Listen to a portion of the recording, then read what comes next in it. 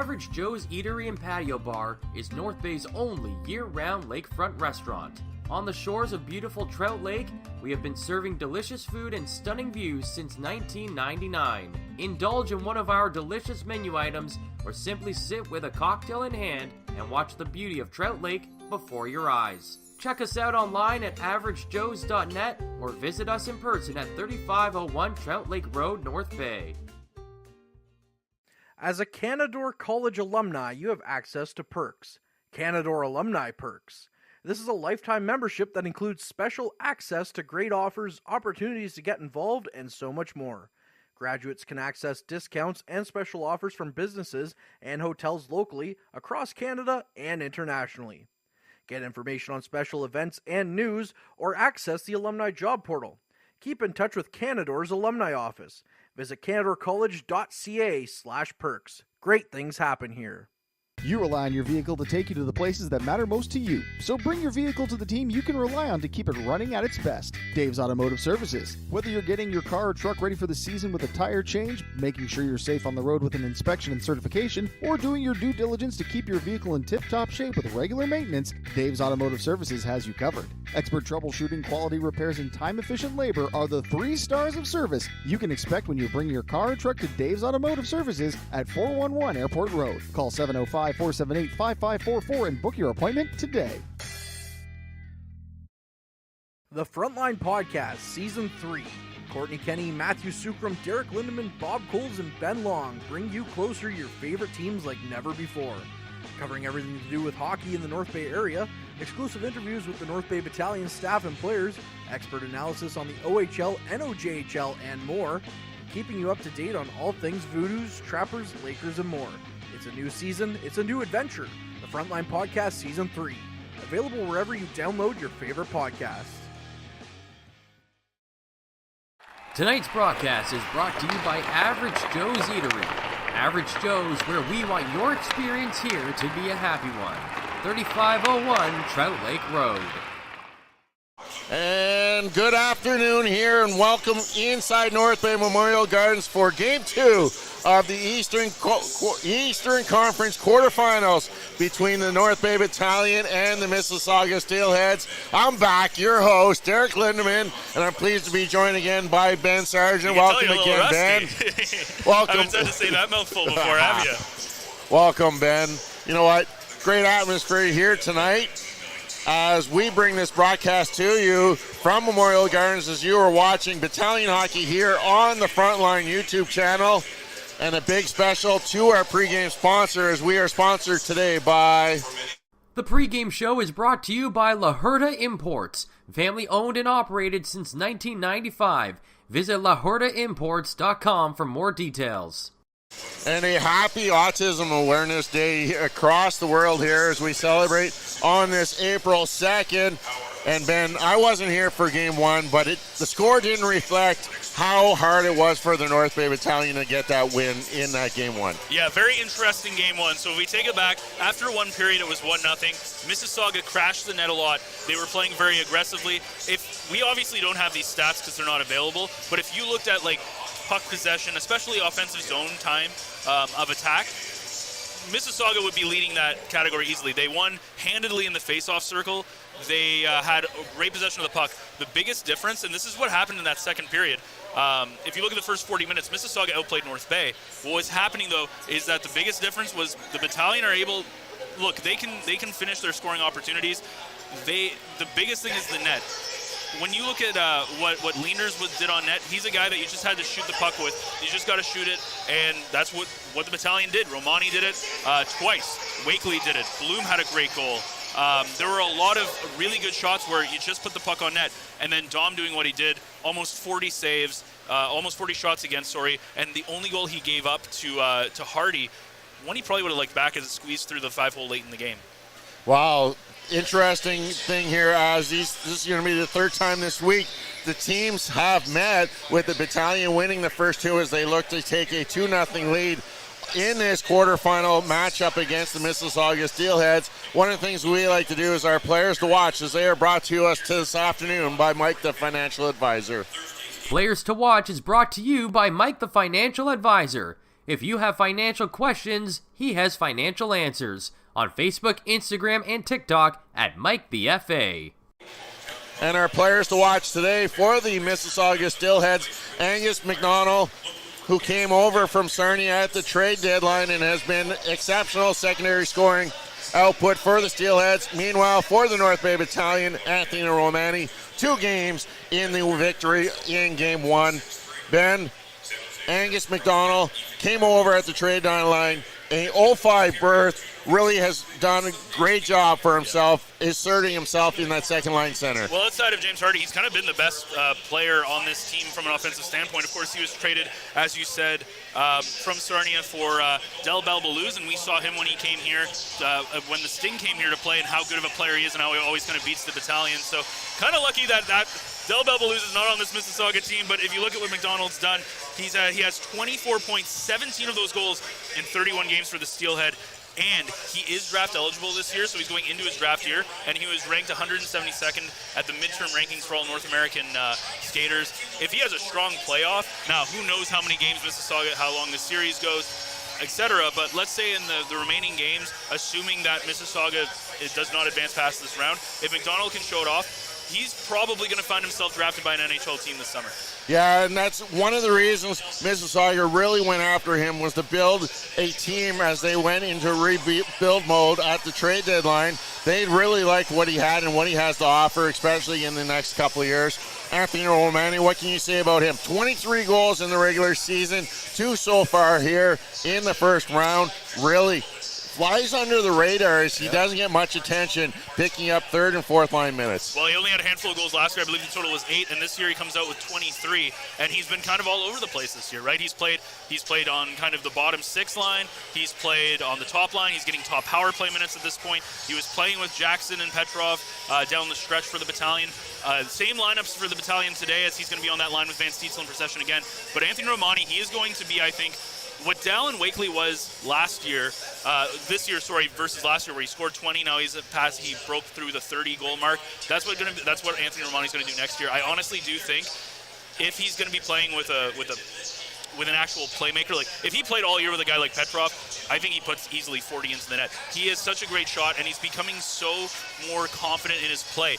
What really makes him elite is when he has the puck in tight on a goaltender, he's able to take his time. He doesn't rush a shot. He's able to outdeke the goaltender, and we've seen that patience so often in the last month, in that month of March. And I'm telling you, Romani has been, out of anybody who's been on the ice for the Battalion in that 11-game win streak and the 1 game of the playoffs, I think Romani has been the most impressive person on the ice, next to maybe DiVincentis. Okay, we've looked at our players to watch, specialty teams. Not much of a factor in that Game 1. Both teams had 5 opportunities. North Bay did not score on one of those opportunities. Mississauga got their lone goal on the power play.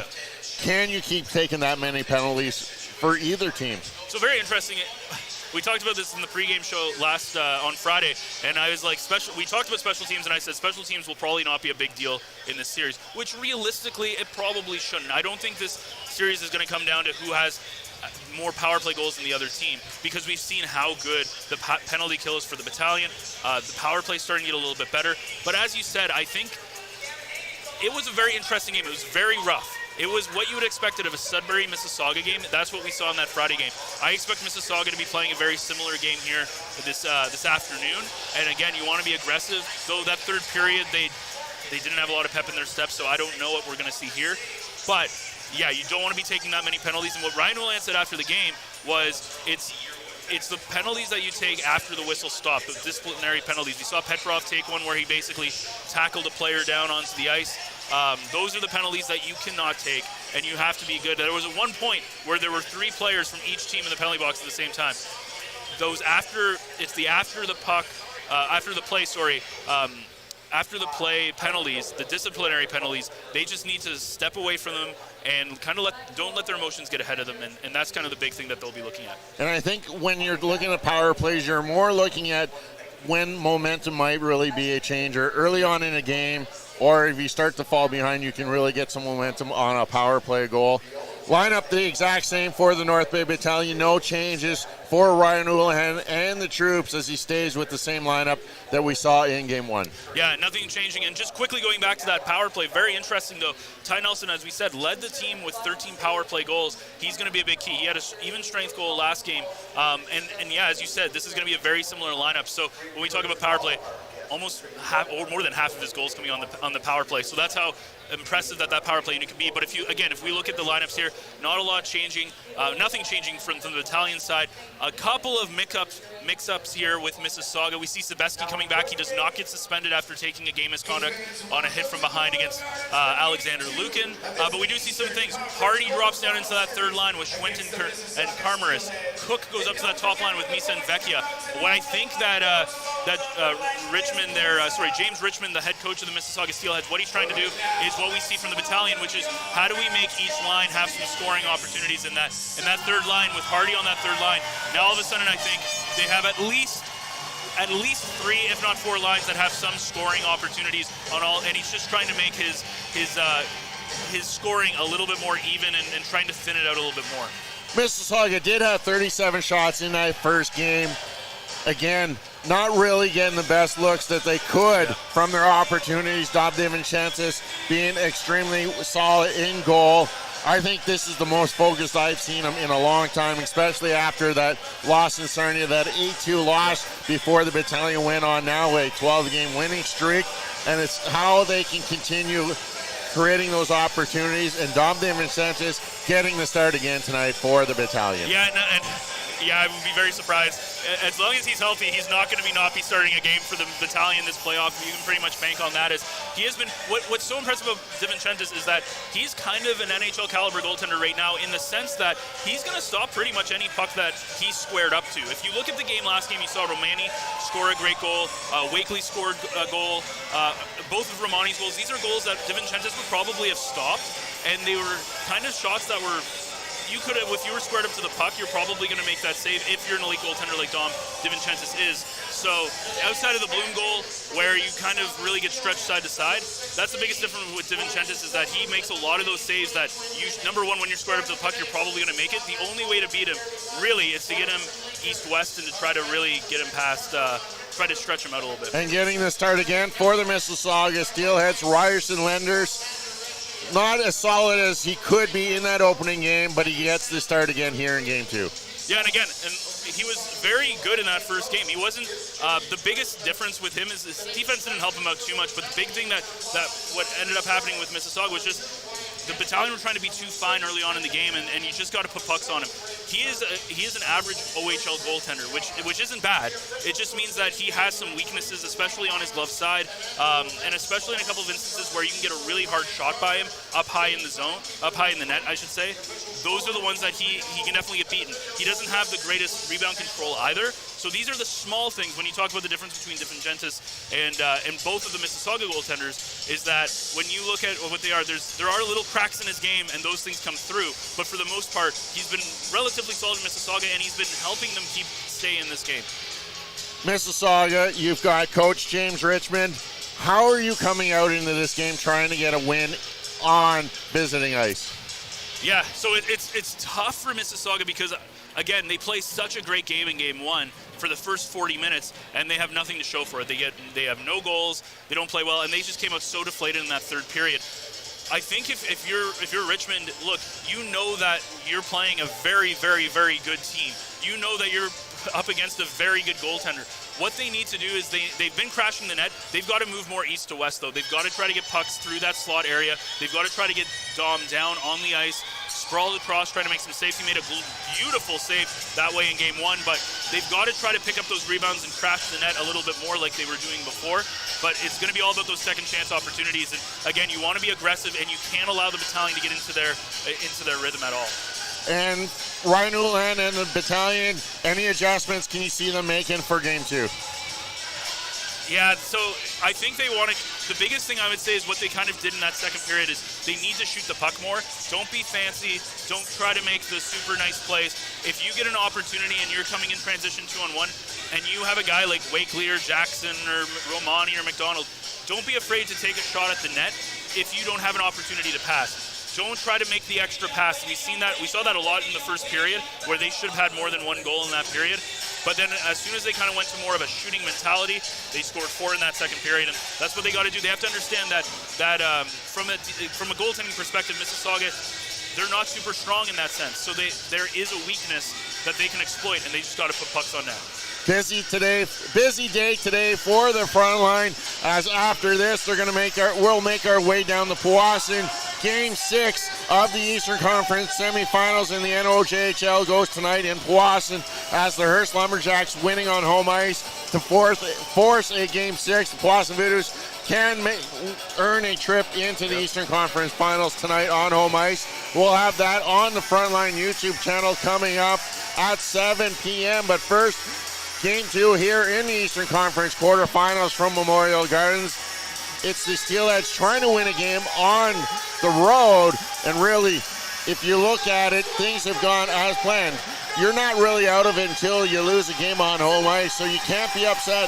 The Steelheads still have to try and win one on the road here. And it's very tough. We talked about how good the Battalion are at home ice, and I think if you're Mississauga, the big thing that you can do, like, let's assume Battalion win here. When they go home, they need to at least split those games, obviously, or else they'll be going home. But you're kind of hoping, like, if they can have a really good game here, even if they lose, but if they can have a really good game here and can bring us some sort of momentum, something back into Mississauga, that's going to be the key. But it's playoff hockey. Anything can happen on any given night, so don't expect this to be a cakewalk either for the Battalion. But if they play the same game that they played on Friday night, I think it's going to be it's going to be a hard press for Mississauga to find a way into the win column here this afternoon. Again, we talked about quick starts for the North Bay Battalion, something we really didn't see in the start of the season. Really have been coming strong since they've been winning the 12 games. Very important again to get off to a quick start. Yeah, as you said, quick starts, and I would not be surprising to see that Ernsby Erdl Tarasevich line starting things out as they did in Game 1. That's really that kind of Ernsby's kind of the guy who Houlihan goes to get kind of the momentum going. And when they do really well, right away they're physical right out of the gate. They control the action right out of the gate, and I think the first shift is going to set the tone for this Battalion team. If they come out firing right away, it might be a long night for the Steelheads. Well, it looks like it's going to be Petrov, Jackson, and Wakely getting the start up front for the North Bay Battalion tonight. As when we return, Courtney Kinney will join Ben Sargent for all of your first period action here in Game 2 of the Eastern Conference quarterfinals, as it's Steelheads Battalion on the front line. Meals are a special time for families to gather, share their day, and spend quality time together. Those dinners are made extra special when you add tropical produce found in the markets and grocery stores that carry La Huerta imports. La Huerta knows the importance of family, so they know which quality products make the best quality meals for your customers, whether it be Mexican Hass avocados, Brazilian figs, Ecuadorian red dragon fruit, or something just as exotic and special. To get your supply of the best tropical produce at competitive prices with brands buyers trust, contact La Huerta Imports at 705-752-1478. Community engagement is one of our core focuses at McDonald's. The key is finding the right people who are passionate about the same things we are, helping kids be kids. McDonald's proudly supports local organizations such as the North Bay Regional Health Center Foundation, Big Brothers Big Sisters, One Kids Place, the Children's Aid Society, and Ronald McDonald House Charities. Stop by McDonald's on 1500 Fisher Street, North Bay, to see how we can serve you and the community every day. Hey there, I'm Mike the Financial Advisor. When you strip it down to its core and you take away all the industry jargon, I help people solve financial concerns. So if you're concerned that you'll never save enough to retire comfortably, or that your kid is going to graduate post-secondary $40,000 in debt, or maybe even that life is going to take a really unfortunate sideways turn and somebody is going to have to open a GoFundMe page for you and your family, I can help you prevent all of those things from happening. If you want to see how, you can find me on Facebook, Instagram, and TikTok. Just do a search for Mike the Financial Advisor. You should find me.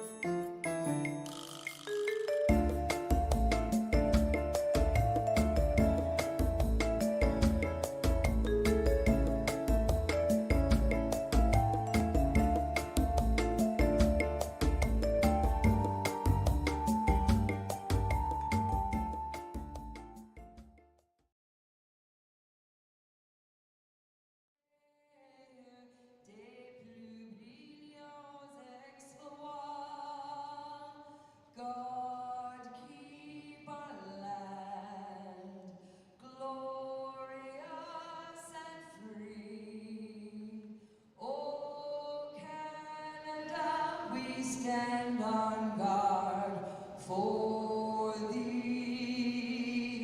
Oh, Canada, we stand on guard for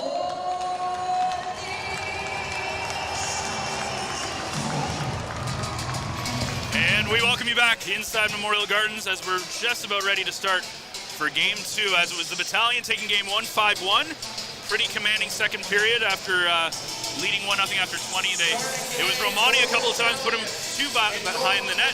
Wakely getting one, as well as Bloom, who's great to see him getting one right off the bat. And as we welcome in Courtney Kenny, Courtney, it's going to be a good game here, and hopefully the same as what we saw in Game 1. Yeah, looking like it should be a good time for sure, Ben. North Bay, of course, you know, a lot of people came into the series saying Mississauga is for sure the underdog in the series.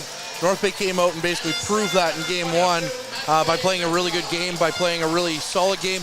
The only thing, and I brought this to his attention after the game, but of course he already knew about it, is the discipline. I brought that to Ryan Houlihan's attention.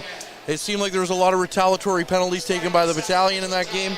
And if you're going to keep playing that way, you're playing right into Mississauga's hands, because that's how they're going to get you off your game and force you to play a Steelheads game. Reminds me of Petrov, who WWE'd his way into a penalty. At one point, there were 3 people in each penalty box late in that third period. And what more can you say about Dom DiVincentis, a guy who had, I believe it was 37 or 36 saves on 37, 38 shots. And his only goal from James Hardy was that he let in.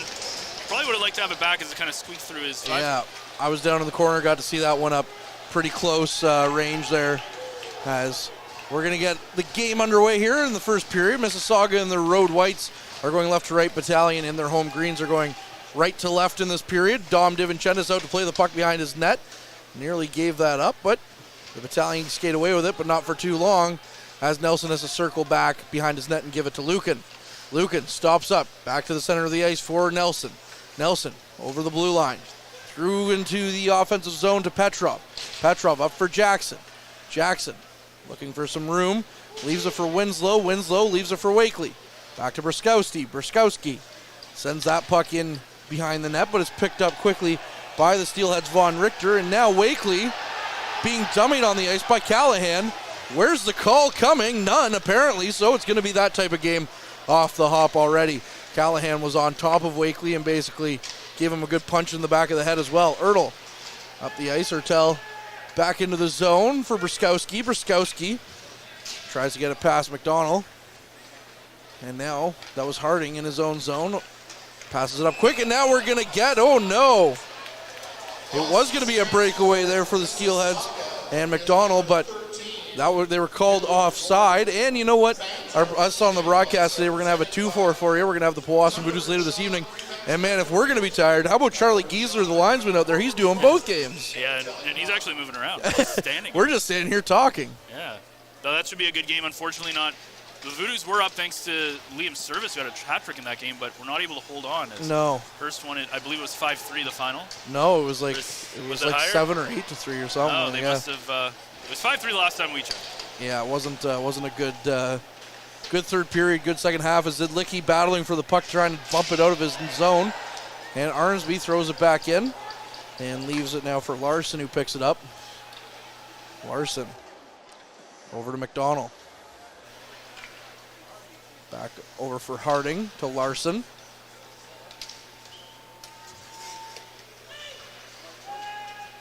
We got a little bit of feedback there, wondering what that was. The puck bounces on DiVincentis, and DiVincentis is just going to cover that one up and get a stoppage of play here. Yeah, we talked about the start of the game, and it looks like Mississauga, again, coming out like they did in Game 1, very aggressive, throwing the body around.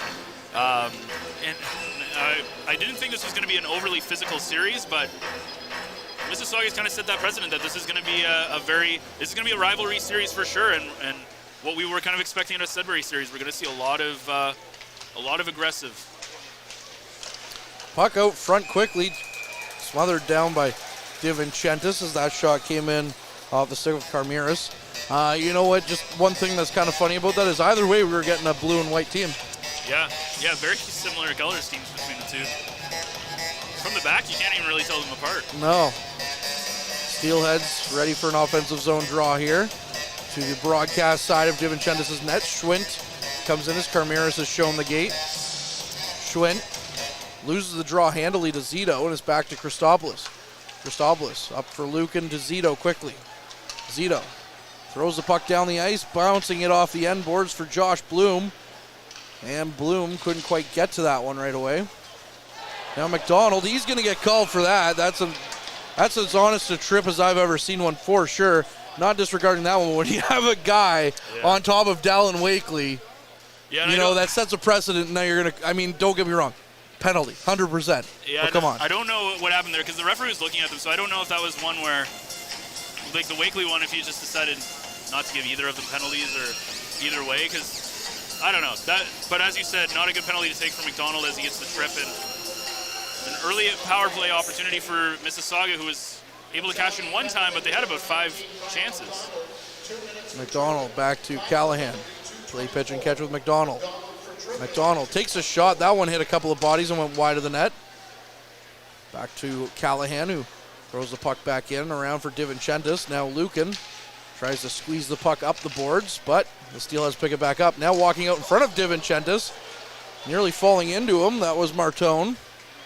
Back for Zidlicki. Zidlicki with a shot blocked aside by DiVincentis. Van Steensel tries anything and everything to get the puck out of his own zone, and it got to the line but didn't get out. Christopoulos now throws the puck around the boards. That one's stopped up there by Zidlicki. And bodies everywhere on the ice. Zidlicki with the puck back to Callahan. Callahan walks in, takes a shot, stopped by DiVincentis as the Battalion are under siege here on the power play. A minute left on the McDonald draw. Now another chance there with a bit of a between the legs move, but is turned away by DiVincentis, and Van Steensel ices the puck to kill some time. In game 1, as Ben mentioned, Mississauga is 1 for 5 on their power play. North Bay went 0 for 5 on their power play, so North Bay looking at 0% on their power play so far. Mississauga at 20%. That was including a 5-minute major as Mississauga goes offside. Yeah, North Bay was definitely given a chance with that 5-minute major, but as we've seen all year, that power play is pretty streaky. So yeah, and it really lives and dies, it feels like, by Nelson. We talked about 13 of his 24 goals coming from the power play, but Mississauga doing a great job on that last power play of collapsing in on the attack, as they didn't try to back off. They just kept going in and in and in, and really put a lot of pressure on the Battalion and on DiVincentis. Well, they've already got a power play goal, that one coming off James Hardy. And if we're counting goals in the series, Mississauga scored the most recent goal, as now Mississauga gets it back into their zone, but they can't keep it in as Larson misplayed the puck slightly at his own bench. 10 seconds remaining on the man advantage. McDonald getting ready to come out on the ice. Hardy up to Vervecchia. Vecchia. He flips the puck into the Battalion zone, stopped up by Winslow. Winslow quickly over for Hislop. Now Procession up the ice for McDonald. He misplayed it, and McDonald tries to gain the zone. He does, but it's judged to be offside, so we'll get a stop here with 15:29 left in this first period. Nothing is a score, but Mississauga has the edge 3-0 in shots. Well, Tarasevic about a whole body length offside there as McDonald kind of can't quite pick up the puck properly and kind of stops the momentum there, but pretty solid penalty kill for the Battalion. They kind of struggled at one point. There was good pressure from Mississauga, but at the end of the day, again, the Battalion making sure it's easy for DiVincentis by giving him a lot of good looks with him squared to the puck. Brustowski overskates the puck, so Schwint picks it up in the Battalion zone. But it's back down the ice for Winslow. Winslow behind the net for Brustowski. Brskowski up for Procession. Somebody we may not have seen a lot of in that first playoff game.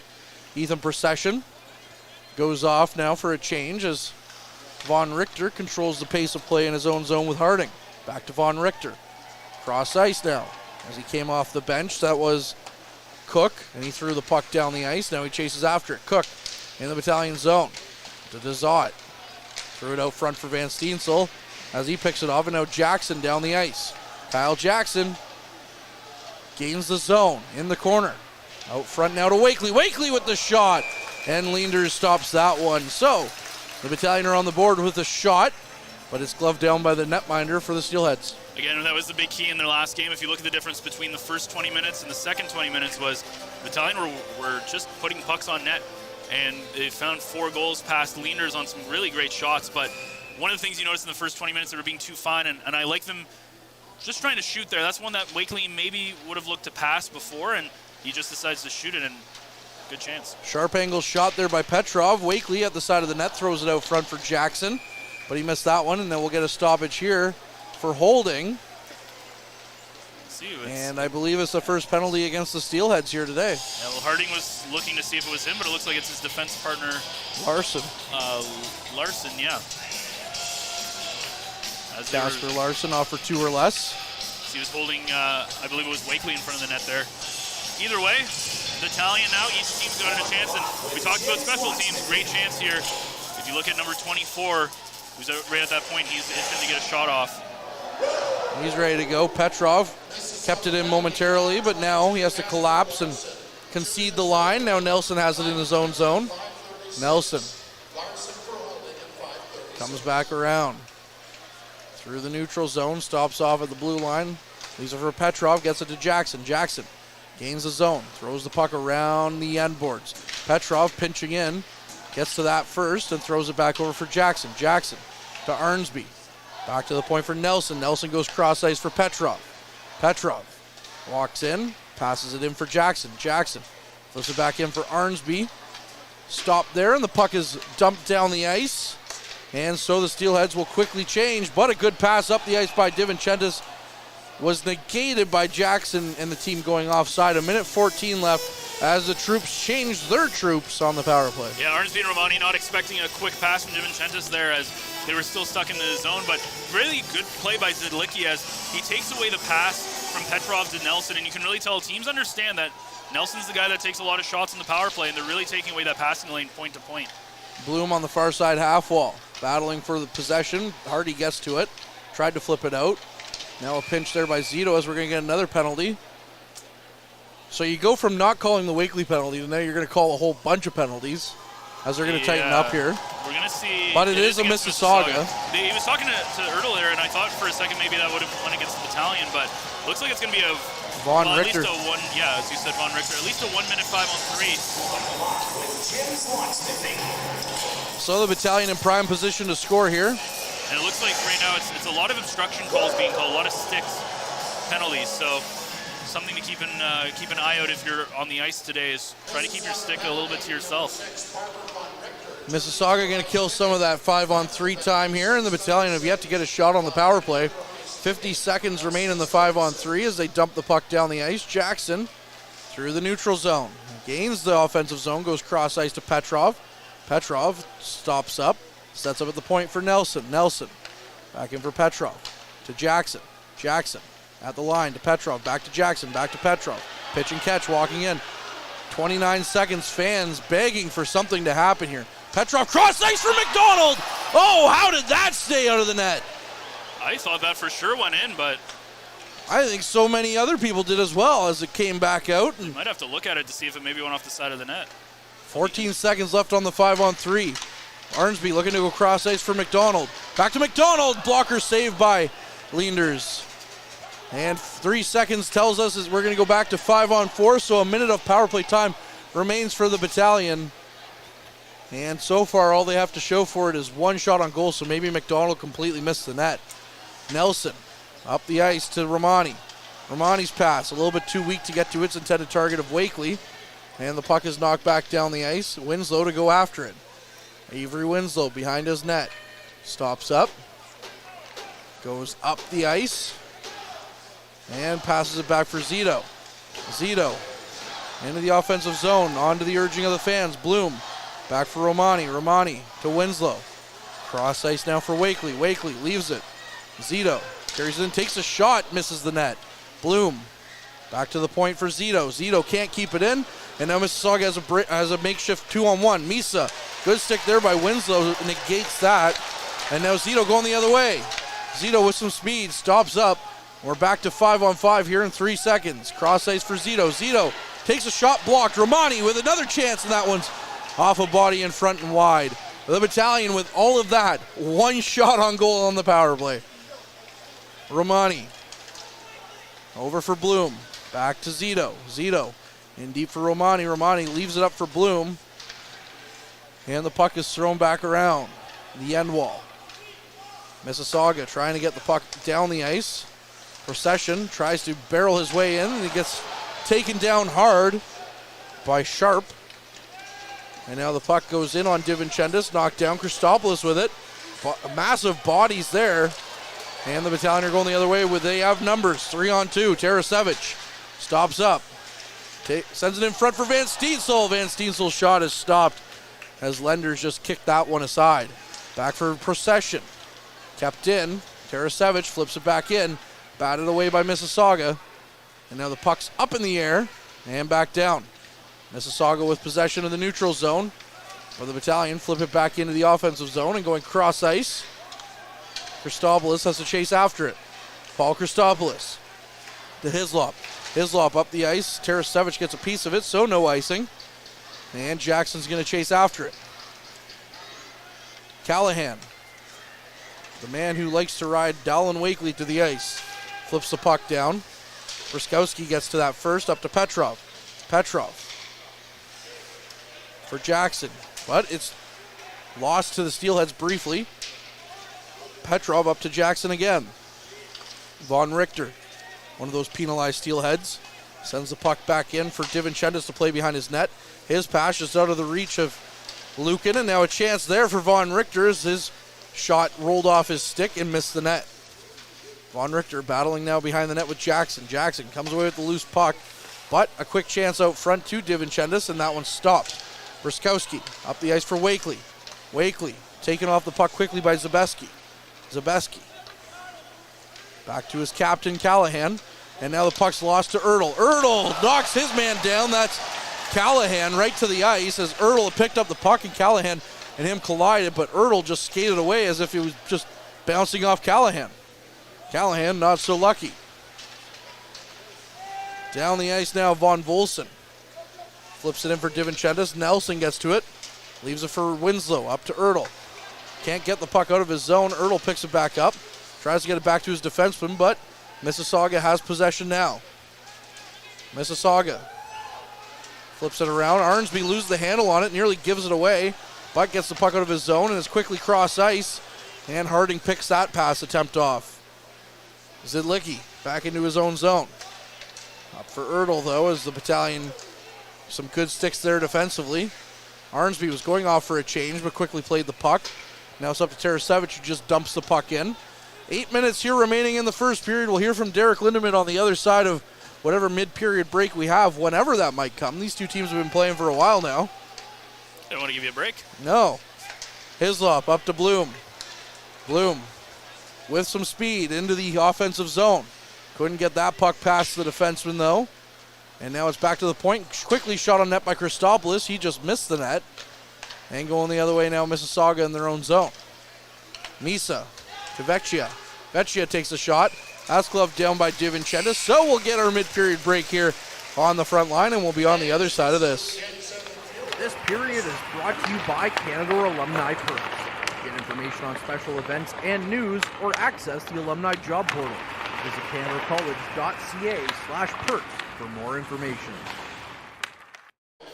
And we welcome you back to the Frontline Game Day broadcast here at North Bay Memorial Gardens. And, of course, Derek Lindemann down between the benches. Derek, probably not the start the Battalion we're hoping for. Mississauga seems to be clogging up the middle of the ice pretty good.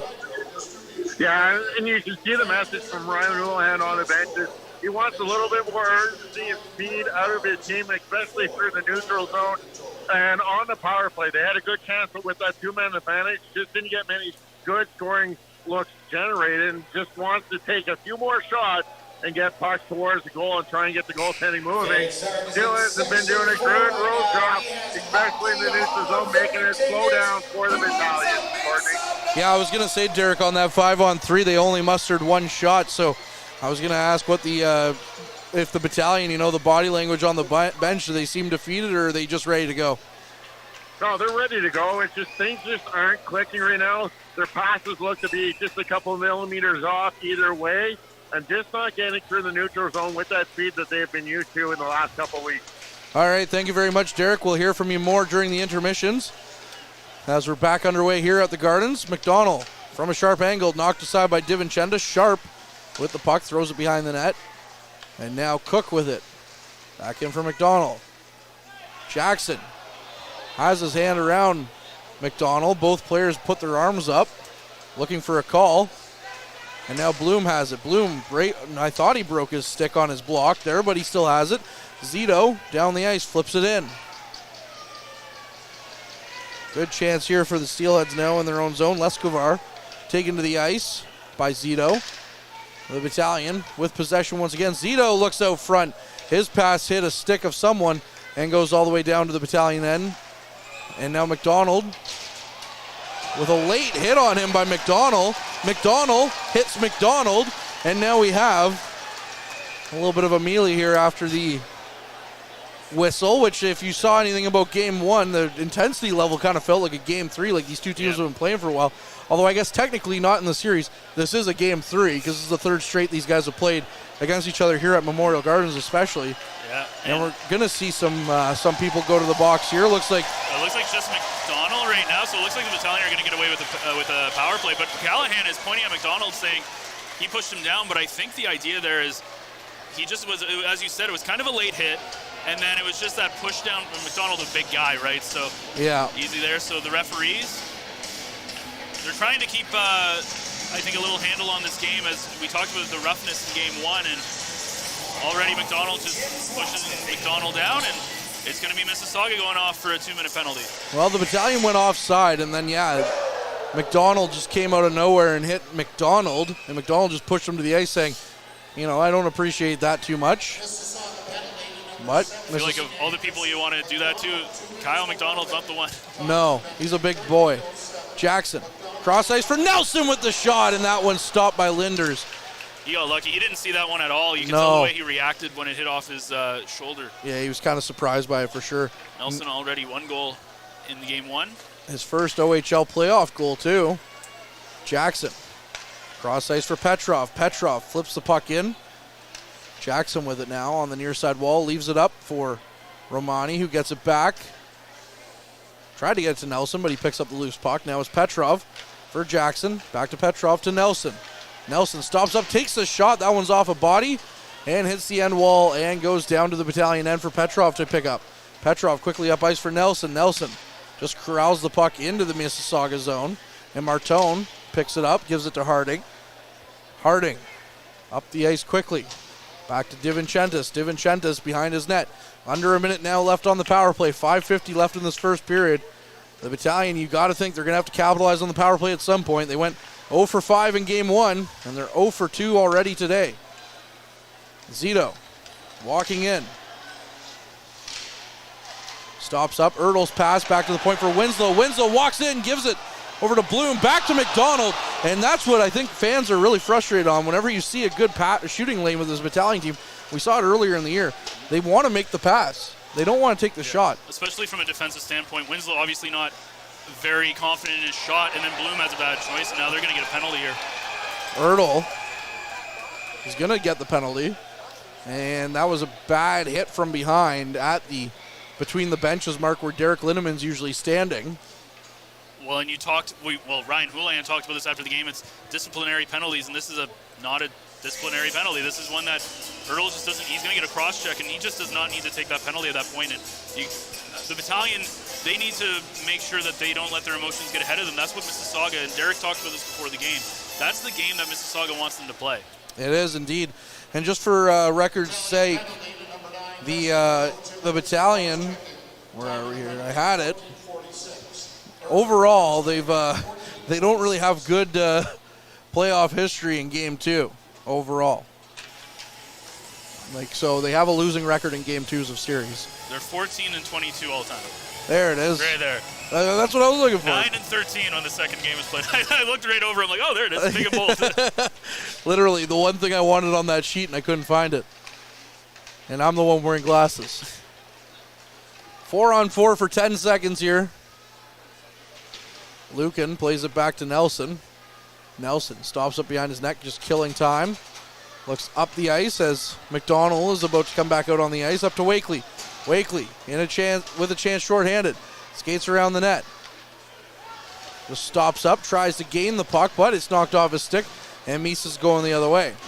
1 minute and 20 seconds remain on the man advantage here for Mississauga. Lucan sends the puck down the ice. Callahan will retrieve it in his own zone. Callahan Up the ice for Sharp. Sharp to Callahan. Callahan flips across. Now a good shot attempt, and there it is. James Hardy, the only goal scorer for Mississauga in the series, gives it a 1-0 lead for the Steelheads on the power play. 2 power play goals for those counting at home now for the Steelheads in this series. 0 for the Battalion.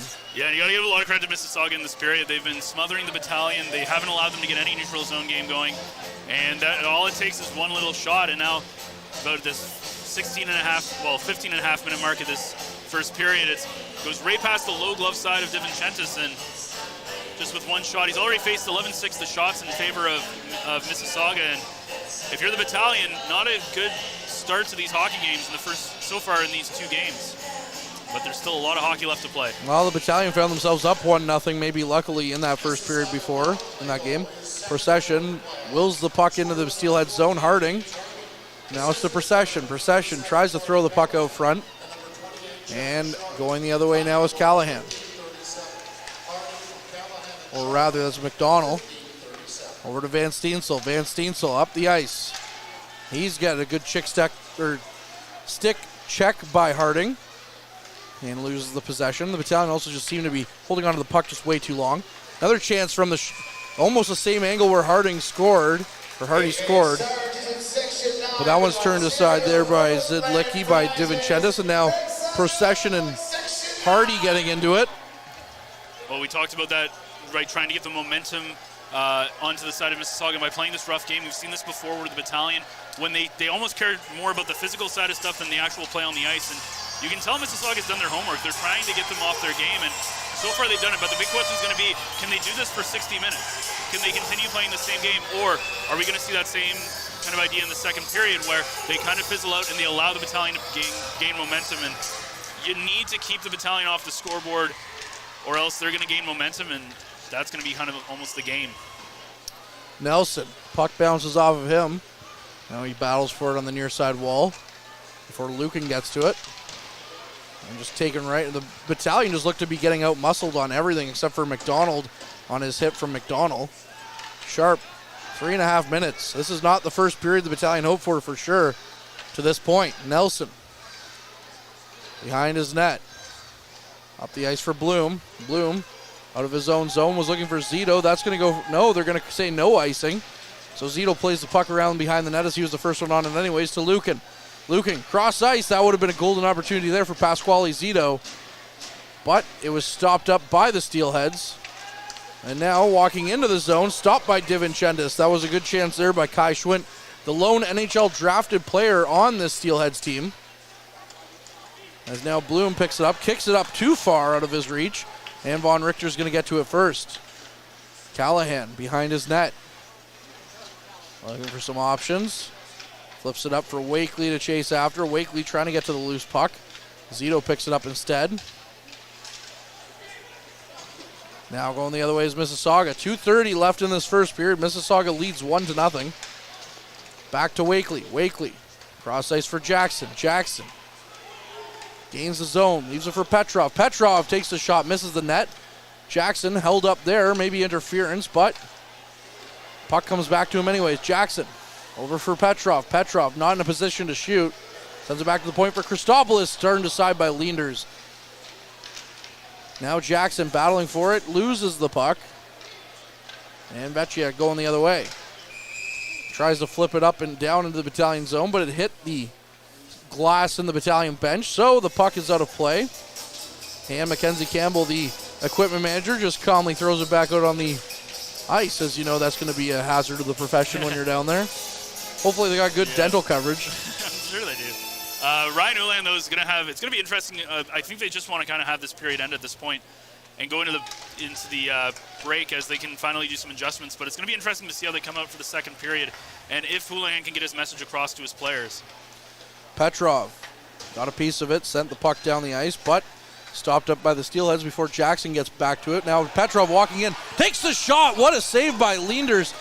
And that's the best chance the Battalion have had yet, as Petrov just walked into the slot and let it go.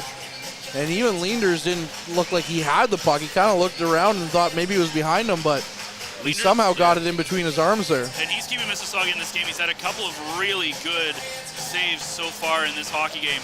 And surprisingly, again, didn't have a bad game at all in their last game, but there were a couple of these shots that I think today, those are the shots that he let in Friday that he's saving today, and he's been a big reason why this is still a 1-0 game. Winslow. As the pucks, we're going to get a hand pass here against the Battalion. So minute 29 left in this period. 1-0 Steelheads lead. Again, we talked, the interesting thing about special teams is not that I don't think it's going to be the thing that makes or breaks this series, but it definitely has been something that's hurt the Battalion, as we talked about.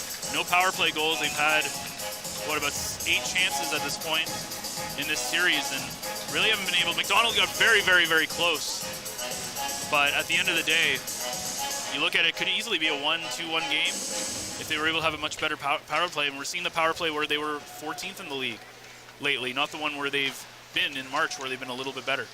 8th in the league at the end of the season. Tarasevich. Arnsby gets to it. Ertl in the neutral zone, battling for it. 1:10 remaining here in this period, but Steelheads, once again, tell me if you've heard this one before, take a good shot on net. DiVincentis, as that one just rode up on Xander Vecchia's stick, or else he would have had a prime chance there, but DiVincentis was able to get over. But stop me if you've heard this again. Mississauga back into the North Bay zone. Get a good shot away. Yeah, well, he got really lucky that Vecchia didn't get a better shot off there, because DiVincentis was down and out at that point. I don't know if he slipped or if he prematurely went over, but either way, he was on the ice, and if that's a solid shot and that gets up in the air, we're looking at a 2-0 game at this point. Jackson. Yeah, Battalion lucky it's 1-0 still. Behind the net now, that's Schwint battling with Nelson. Nelson and Schwint really going at it, but Schwint tries to will the puck ahead, and he does. Romani to Jackson. Back to the point. Shot on net. DiVincentis gloves that one down. And like I mentioned, the Mississauga Steelheads have one drafted player. That's Kai Schwint. The Battalion have 1, 2, 3, 4, 5, 6, 7, 8, 9, 10. Not looking like Mississauga's outmatched in this one at all. Yeah, this is kind of what we've seen from them in like January, February, when they were really struggling out of the gate right away to get to kind of get anything going. But again, what they've done so well is being able to make adjustments after the in-between periods, and what they're going to have to do today. This game definitely in no way over, as it's still only a 1-goal game. Bloom battling for the puck. Puck does come to the blue line, but not very far before McDonald throws the puck up, but it's quickly turned back around by the Steelheads. 30 seconds remaining. The puck in the Battalion zone. Lucan on the near side corner with Martone. Nelson comes away with the loose puck. Tries to flip it out of the zone. That didn't go anywhere. 18 seconds here left. Lucan with the puck behind the net. Over to McDonald. Lucan got ran over by 2 Steelheads players. And now McDonald up the ice to Zito. And every time you see one Battalion puck handler, there's like 3 or 4 white jerseys around them. Now, last minute 2-on-1. Chance here. Shot on net. Stopped by DiVincentis, although the shot may have come just as the buzzer was coming anyways. But yeah, not a great looking period if you're a North Bay Battalion fan at all. And hopefully Ryan Houlihan can do something here in the break to reset the mentality, to reset the team, and make things kind of work out here moving forward for the next 40 minutes, Ben. Yeah, as you said, it's going to all be about, I think they just need to calm down. Mississauga did exactly what they needed to do, which was get inside the heads of the Battalion, create a very aggressive game, which they did. They smothered them, and they ended up with a 1-0 lead with Hardy's second of the series. So shots on goal, 16-7 in favor of Mississauga as well. 1-0 Steelheads lead after 20. He's Ben Sargent. I'm Courtney Kenny. We'll hear from Derek Lindemann on the other side of this as well. As always, keep your eye on the front line. Average Joe's Eatery and Patio Bar is North Bay's only year-round lakefront restaurant. On the shores of beautiful Trout Lake, we have been serving delicious food and stunning views since 1999. Indulge in one of our delicious menu items, or simply sit with a cocktail in hand and watch the beauty of Trout Lake before your eyes. Check us out online at averagejoes.net or visit us in person at 3501 Trout Lake Road, North Bay. As a Canadore College alumni, you have access to perks. Canadore Alumni Perks. This is a lifetime membership that includes special access to great offers, opportunities to get involved, and so much more. Graduates can access discounts and special offers from businesses and hotels locally, across Canada, and internationally. Get information on special events and news, or access the Alumni Job Portal. Keep in touch with Canador's Alumni Office. Visit canadorcollege.ca/perks. Great things happen here.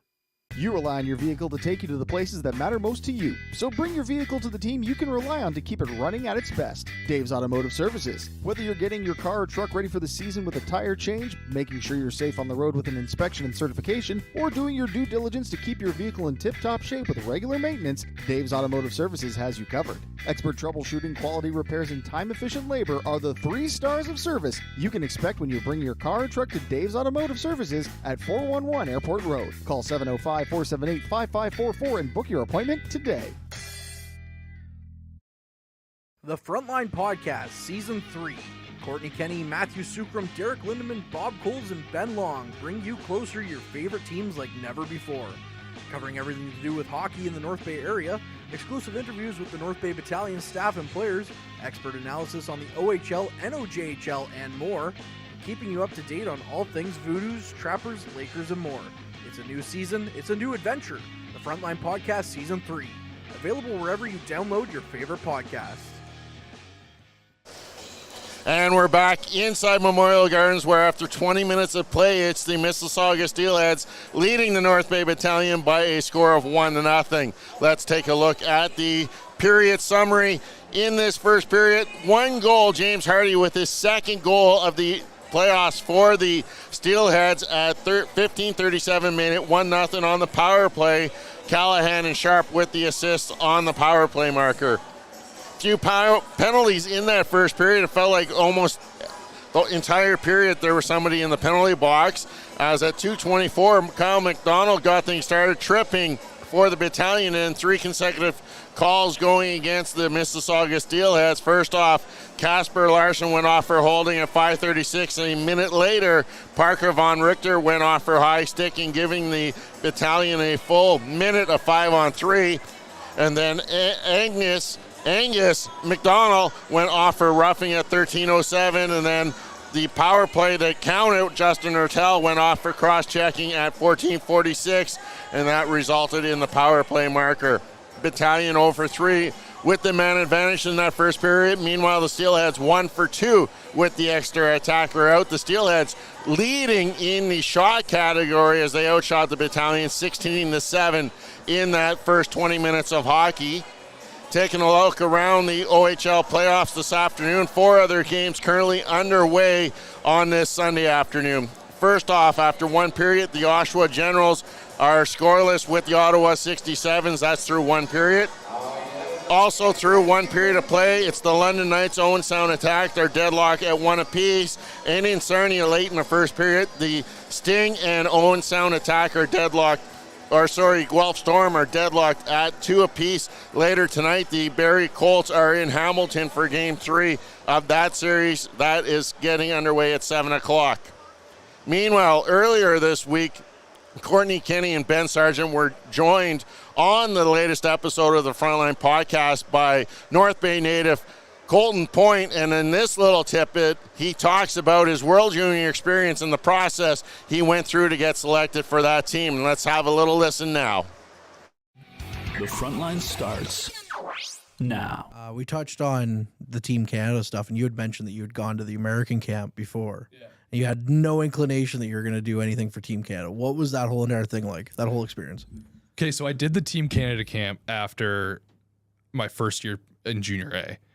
And then I'm never gonna see these guys again. Like, I was like, I'm out of here. And then, so I'm a dual citizen, right? Like, my mom's American. Oh, I didn't. I would have figured because she teaches here that your dad was the No. So my mom moved up here when she was 17, 16 maybe. My dad grew up in Astorville. Yeah. Why do you say that so like? Astor, you know what I mean? Like, well, I actually just bought a house out there too. So yeah. I was going to ask where are you settling now that you're retired. So there we go. We're getting all the answers. Yeah, No, so where was I going with this? Did I just lose my train of thought? Probably. So you're a dual citizen. Yes. Okay. Yeah. So dual citizen, right? So I thought I was eligible for Team USA, and so did Team USA.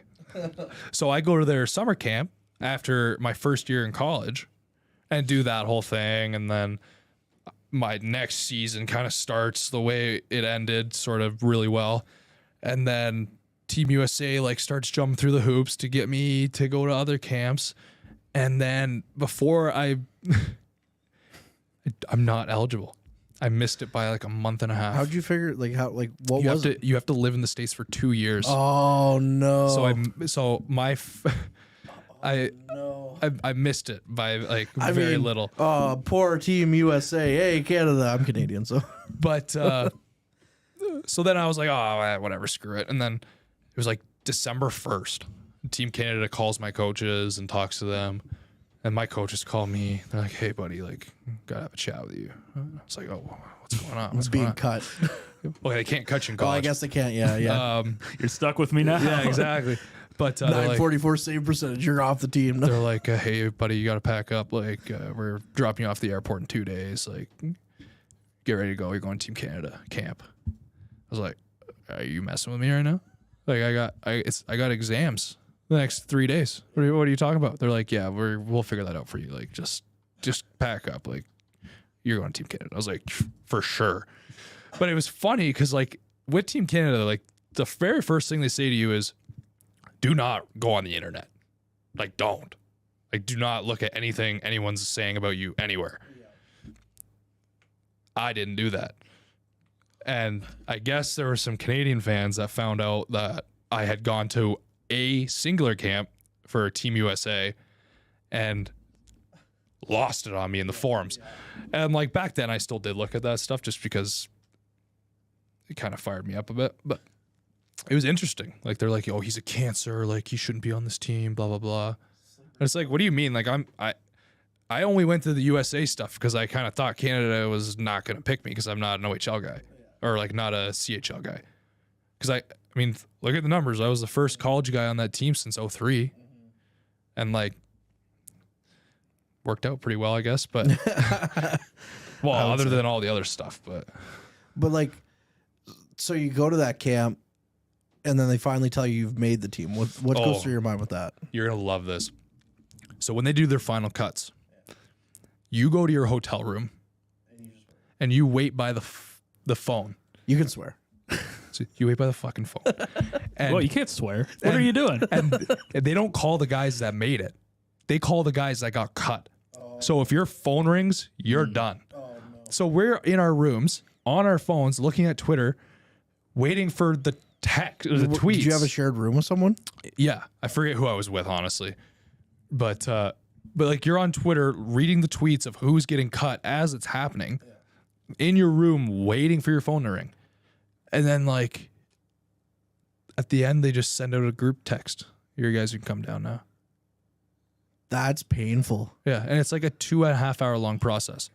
It is awful. I had no doubt. But that's like the worst way to do it. Like, you think, like, why don't you just call, like, each person and say you made it, you didn't make it?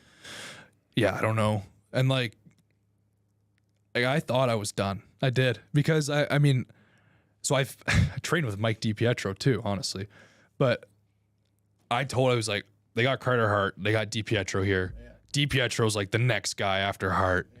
I'm like, they're going to want to give him a year of experience, blah, blah, blah. And then when my phone didn't ring, I was like, what? What happened? What's happening here? And then it was just a roller coaster from there. And that was Colton Point talking about his experience on making Team Canada and the process he had to go through. The latest episode was out this week of the Frontline Podcast. That was Courtney Kenny and Ben Sargent.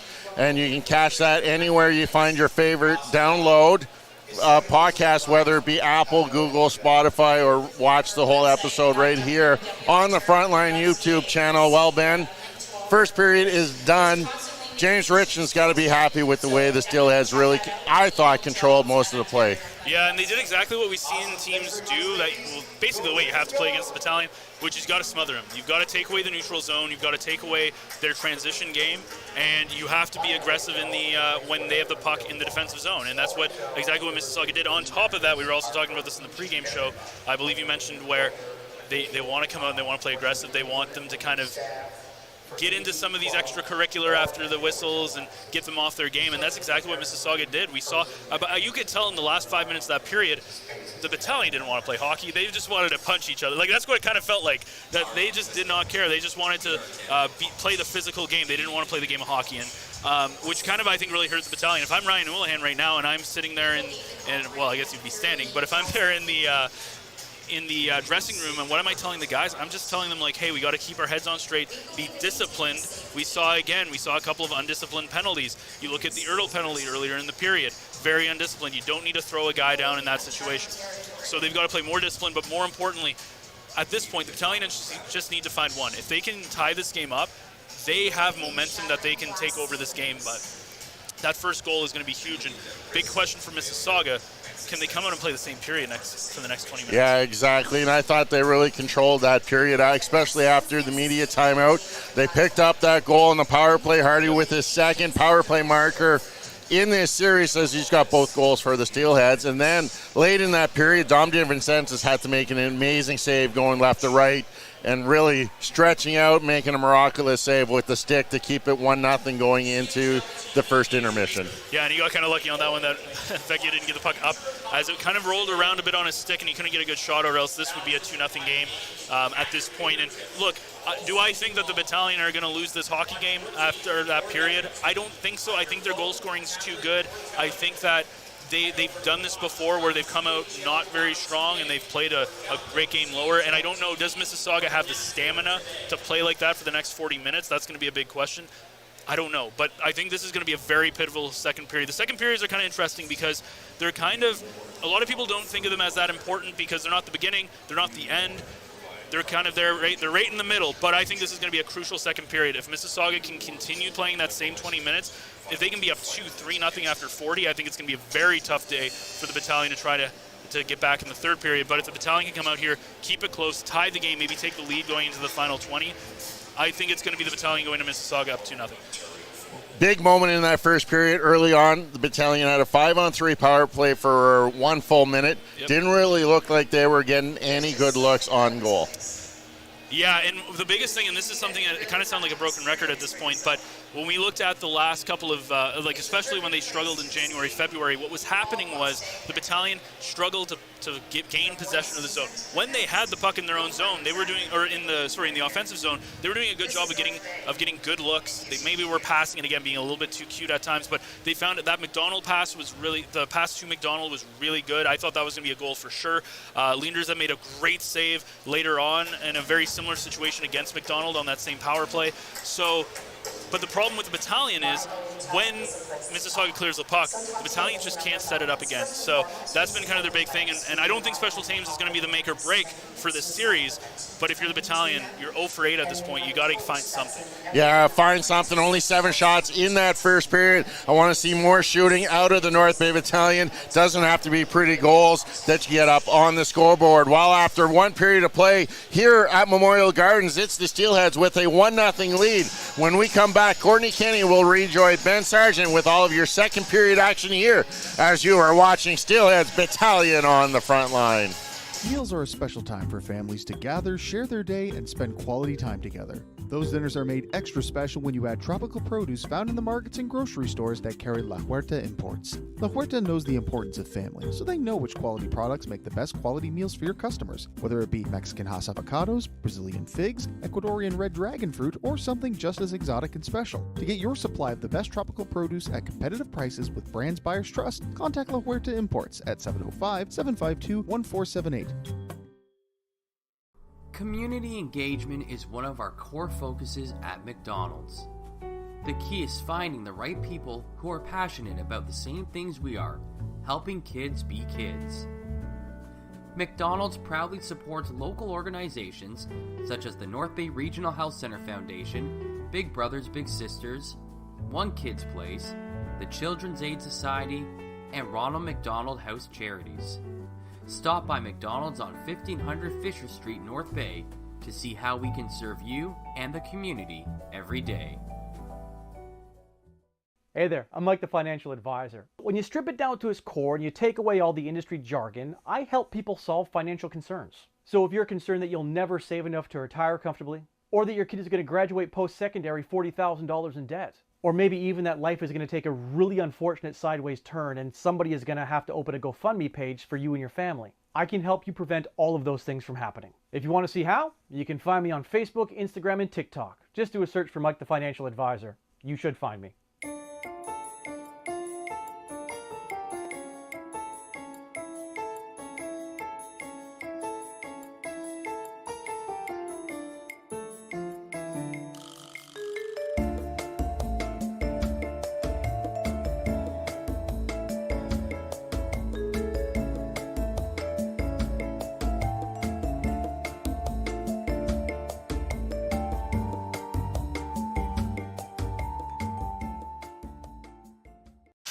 Well, we welcome you back to Memorial Gardens as it is Mississauga in Game 2, up 1-0 after one period and outshooting the Battalion 16-7. And not the greatest first period from the Battalion, but we have seen this, Courtney, over the last couple of months where the Battalion come off not really good, but they have a great second half of the game.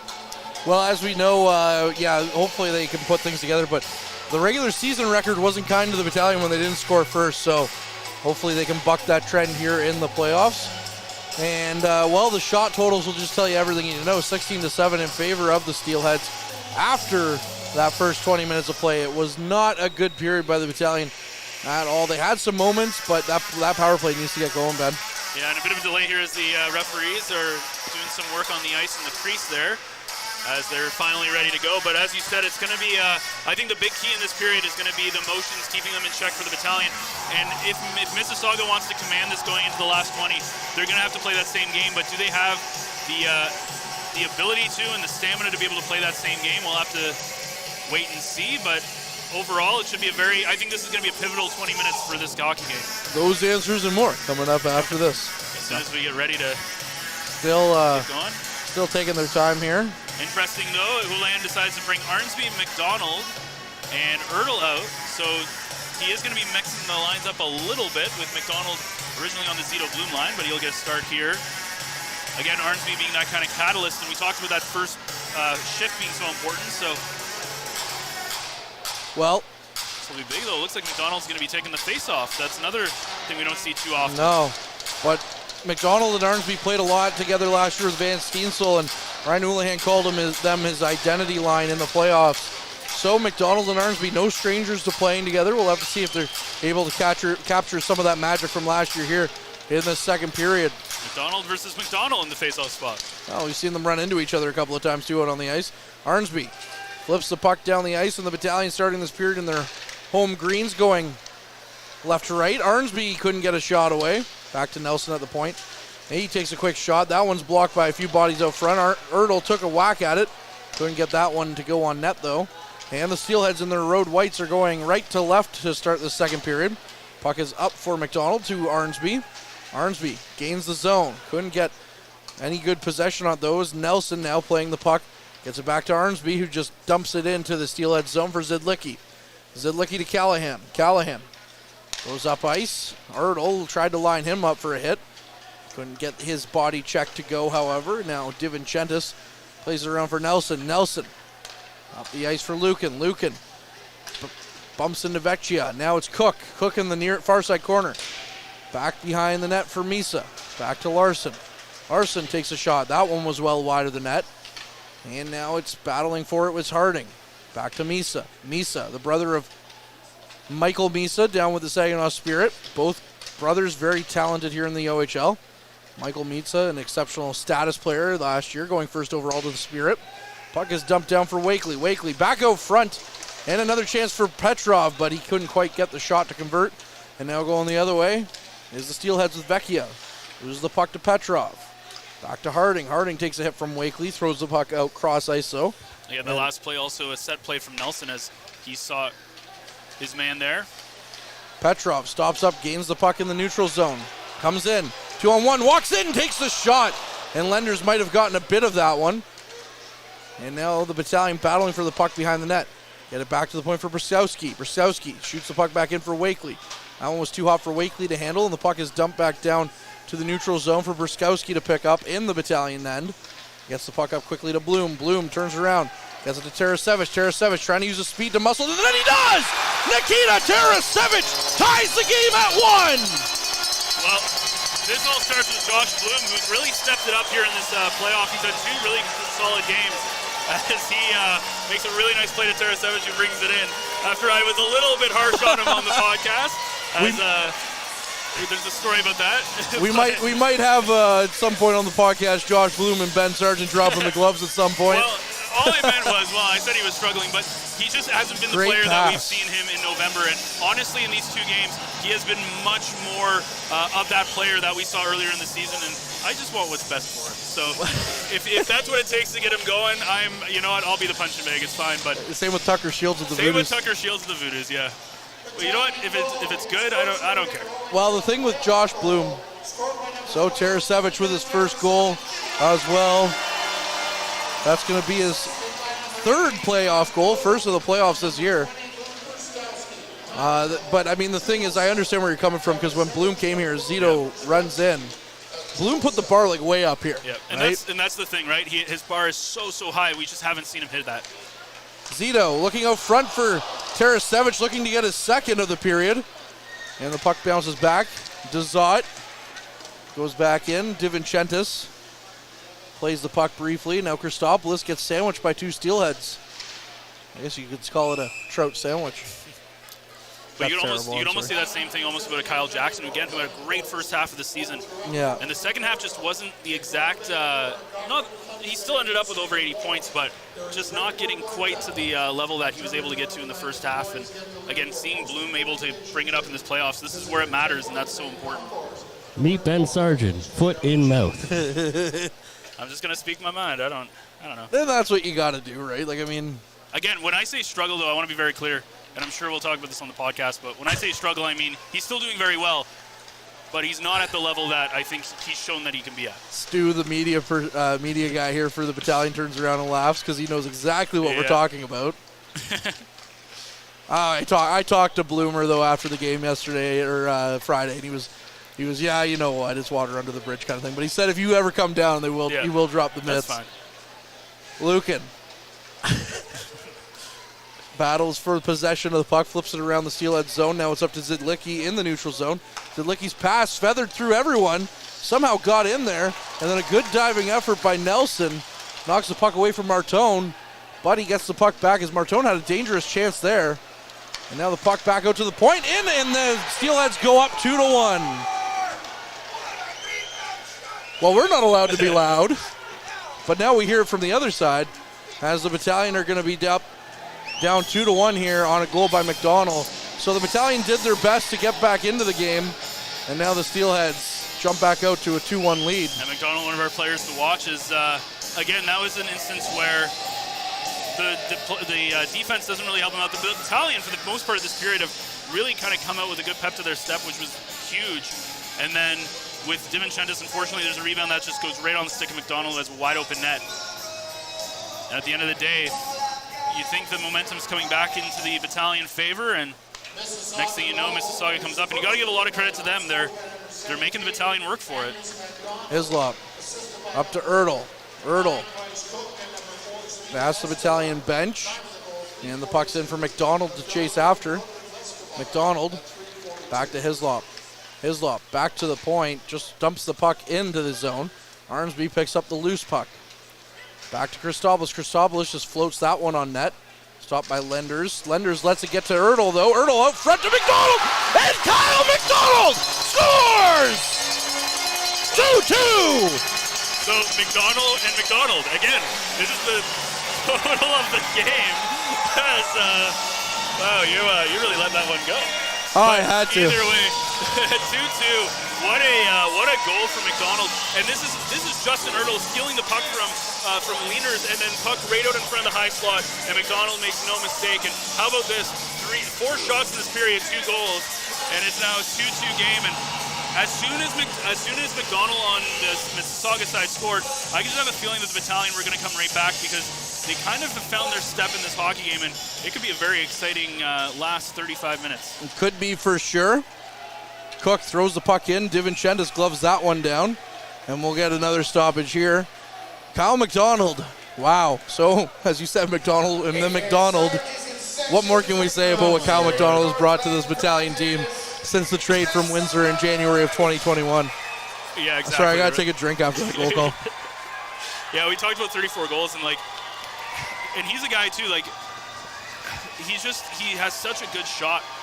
And we've seen him be able to, he had, going into that final stretch of the season, had 6 goals in 5 games, and he always scores in bunches, it seems. Well, hopefully his bunches are going to come here for hopefully a long playoff drive.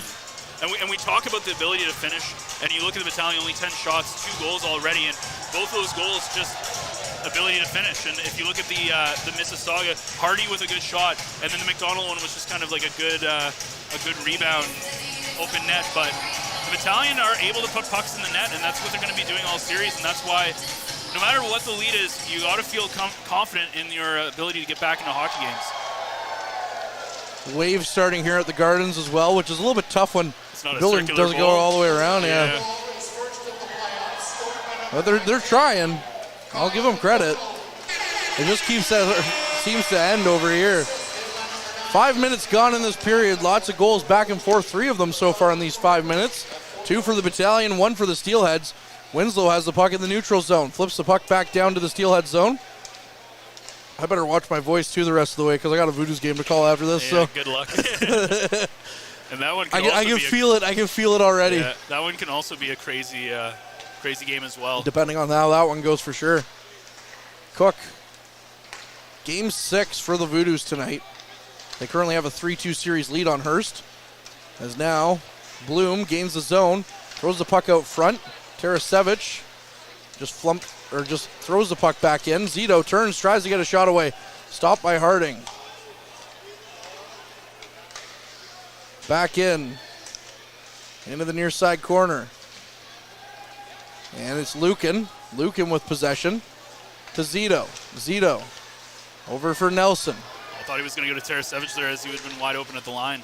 Nelson gains the zone, gets over to Bloom in front for Zito. Zito scores! The Battalion take the lead on Pasquale Zito out front. It almost looked like he took too much time, but he still was able to get it past Lenders. Almost pulled an Anthony Romani. But so this kind of starts, the funny thing is this starts with a pass to Nelson that was kind of like, I thought they would go to Tarasevic. Nelson then gets it to Bloom. Bloom then gets it over to Zito, able to put it by, and now all of a sudden it's a 3-2 game. And you got to give a lot of credit to Bloom. He's having one heck of a game today. And I'm not going to take credit for putting a fire underneath him. Maybe you're his phone wallpaper too. That's fine. If it makes them win, I don't care. But honestly, I've been very impressed with Josh Bloom in the last couple of games. And maybe I need to say people struggle more often. Who's going to be my next target? Oh, that's a good question. But no, it's great to see him having a great series, and obviously Zito, who's finally gets himself back in the score sheet for the Battalion as well. And for Josh Bloom, too, Braden Hislop, as Lidlicki carries the puck into the zone, gives it to Martone. Martone with a shot blocked away by DiVincentis. Puck bounces out front. Romani's going to get to the loose puck. So that's the first of the playoffs for Zito. But it's going to be interesting sprint to the finish here.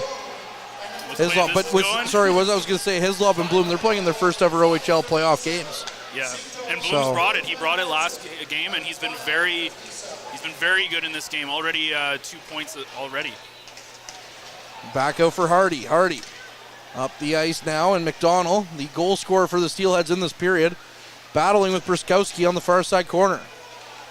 In the thick of it as well as Arnsby, and they get the puck over to Winslow. Winslow tries to skate the puck up.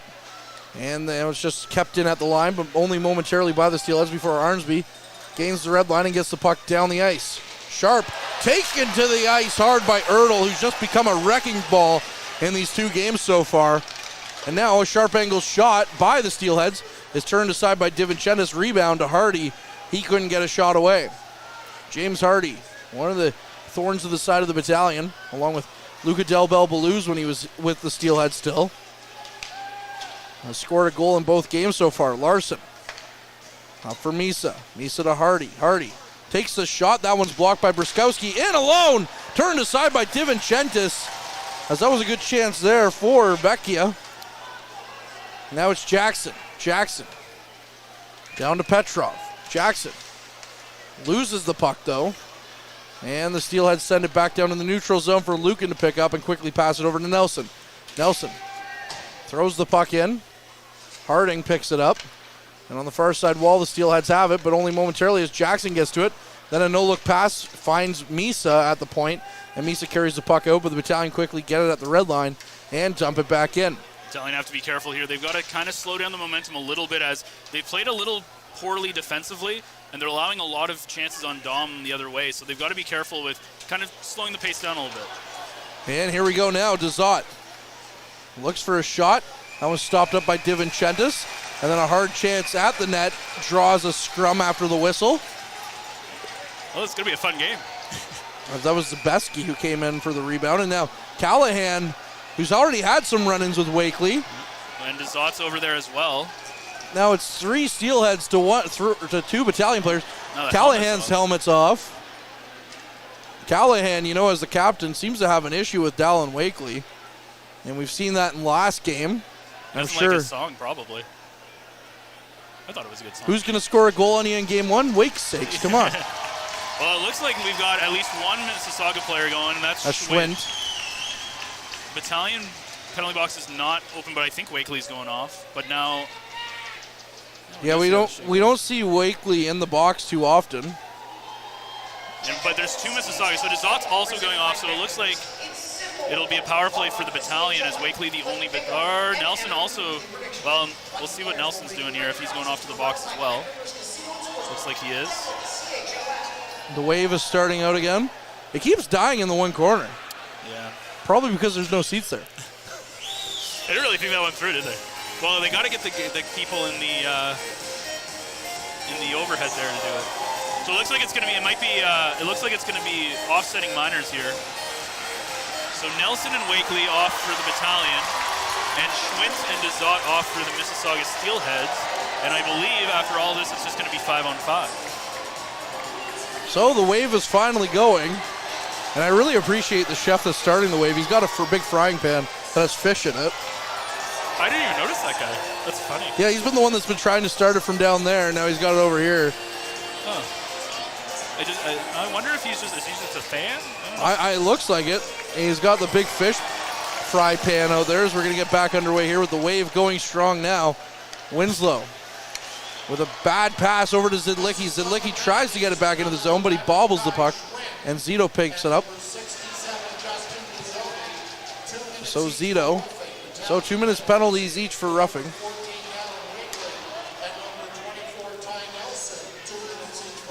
So Nelson and Wakely are going to get 2 for roughing, and now Bruskowski's going to draw the ire of the referees as well on a late hit that threw Zidlicki into the, or rather Tarasevich looks like he's going. I thought that was Bruskowski that had made the hit. Yeah, Zito was also in that corner too, but we'll see. It was Tarasevich, according to producer Ben Long. Well, the Battalion penalty box starting to get a little bit occupied. Even though he's the oldest, he also sees the best. No, Derek's the oldest. Well, okay, but up here. Yes. We make him go down the stairs every period. Yeah. To get that cardio out. Well, we're just looking after Derek at the end of the day, right? Yeah. So it looks like it'll be a 5-on-4 with Tarasevich going off 2 minutes or less. 11:01 remaining in the second period. 3-2 Battalion lead. Although shots on goal are 23-11 in favor of the Steelheads. Larson with the puck. Gives it to Hardy, who just shovels it into the Battalion zone. DiVincentis plays it out for Hislop. And now we're going to get a high sticking call here, so the play is blown dead. Looks like it's going out of the zone as it was a Mississauga stick that touched it, but what a wild 9 minutes. It doesn't, we went from a 1-0 Mississauga lead with a pretty dominating first period to a pretty wild 9 minutes into the second period, and the Battalion find 3 past leaders. We talk again. All you got to do is put the puck on the net, and Josh Bloom, what a game he's having. What a series he's having. You're welcome. Puck dumped down the ice by the Battalion. Leanders gets to it first. Now Larson with possession. As the Steelheads gain the zone from Callahan. Back in and quickly out for the Battalion. Larson has to go back and pick it up. 1:20 remaining on the power play. Hardy with the puck. Flips the puck back into the Battalion zone. And now back out and out of the zone. and down the ice, so the Steelheads will have to regroup with 1:10 left on their power play. Callahan picking up the puck in his own zone. Goes for a skate. Gets over for Hardy. Hardy gains the blue line, throws it in. The Battalion first on it, though, as Christopoulos gets to it. Flings the puck down, hit maybe a hometown bounce there, hit the glass and stayed up, or else Callahan would have been able to bat the puck down. Callahan in his own zone. 45 seconds remaining on the power play. Over to McDonald. McDonald's pass across the ice, gets to McDonald, and now the Battalion have possession and fling the puck down the ice with Ertl chasing after it with Sharp on it as well. Ertl knocks the puck away, and going the other way now is Mississauga. Von Richter up the ice. 25 seconds left on the man advantage. DiVincenzo stops the puck behind his net, but they can't get the puck more than past the halfway point on the boards in the Battalion zone. Momentarily, I should mention, as the Battalion get the loose puck and send it down to the Steelhead zone. Von Richter with possession in his own zone, flips the puck up to Martone. Martone to McDonald. McDonald behind the net, throws the puck back on a no-look pass, but the Battalion get to it, and we're back to 5-on-5 hockey. Josh Bloom over for Tarasevic. Tarasevic looking for Zito, and Zito couldn't get the shot away. And now it's back out, but linesman Ryan Card stops that one up. What a line right now for Zito, Bloom, and McDonald. That line has really been clicking in this period. Well, Kyle McDonald with the tying goal here when it was 2-1 Mississauga. Zito tried to gain the zone by himself, and then a couple of sticks knocked the puck away from him. Christopoulos throws the puck down the ice. Harding's going to get to it first on the far side wall. Now Van Volson with it. Van Volson cross ice. The Steelheads gain the zone. Callahan runs into Tarasevic, and Bruskowski gets the puck up quickly to Petrov. Petrov walks in, toe drags, takes the shot. Lenders with a good save there. Tarasevic now flips it, or spins and takes another shot, but that one's blocked by the Steelheads. Winslow now up the ice looking for his man up ice, but Tarasevic is going off for a pass. Haven't seen those kind of hands from Petrov, at least at home this season. What a nice little toe drag. Yeah, he's got silky mitts, but he hasn't put them to use outside of some great-looking assists this year. He hasn't been the goal scorer we thought after last year, but still put up more points this year. Jackson takes the shot. Lenders gets the piece of that one, and it goes wide. Now Misa at the Battalion bench gets the puck over to Hardy. Hardy in the Battalion zone. Looks to go cross ice. Now Hardy's going to have a high stick, but because Petrov touched it first, play will resume. Romani back over for Hardy. Hardy gains the zone, look to go out front. They would have had DiVincenzo at their mercy, but a good defensive stick there by the Battalion knocked that one away. Now it's back to Leskovar. And now it's up ice. Romani can't quite get to it. Sharp. And now it's been a long time in the box for Wakely and Nelson, who can't come out because, well, they're coincidental, so they're waiting for the first whistle. Going down the ice now is Vecchia. Vecchia drops the puck back. Also a long time for Derek Lindemann to be waiting for us to go to break here. Romani, cross ice for Arnsby. Arnsby takes the shot, stopped by Lenders. And now Miso with the puck on the loose puck in the own zone. Now Arnsby, good back check there, gains the puck back. Back to Ertl. Ertl from the face-off dot, try to get a shot away. Hit some traffic in front.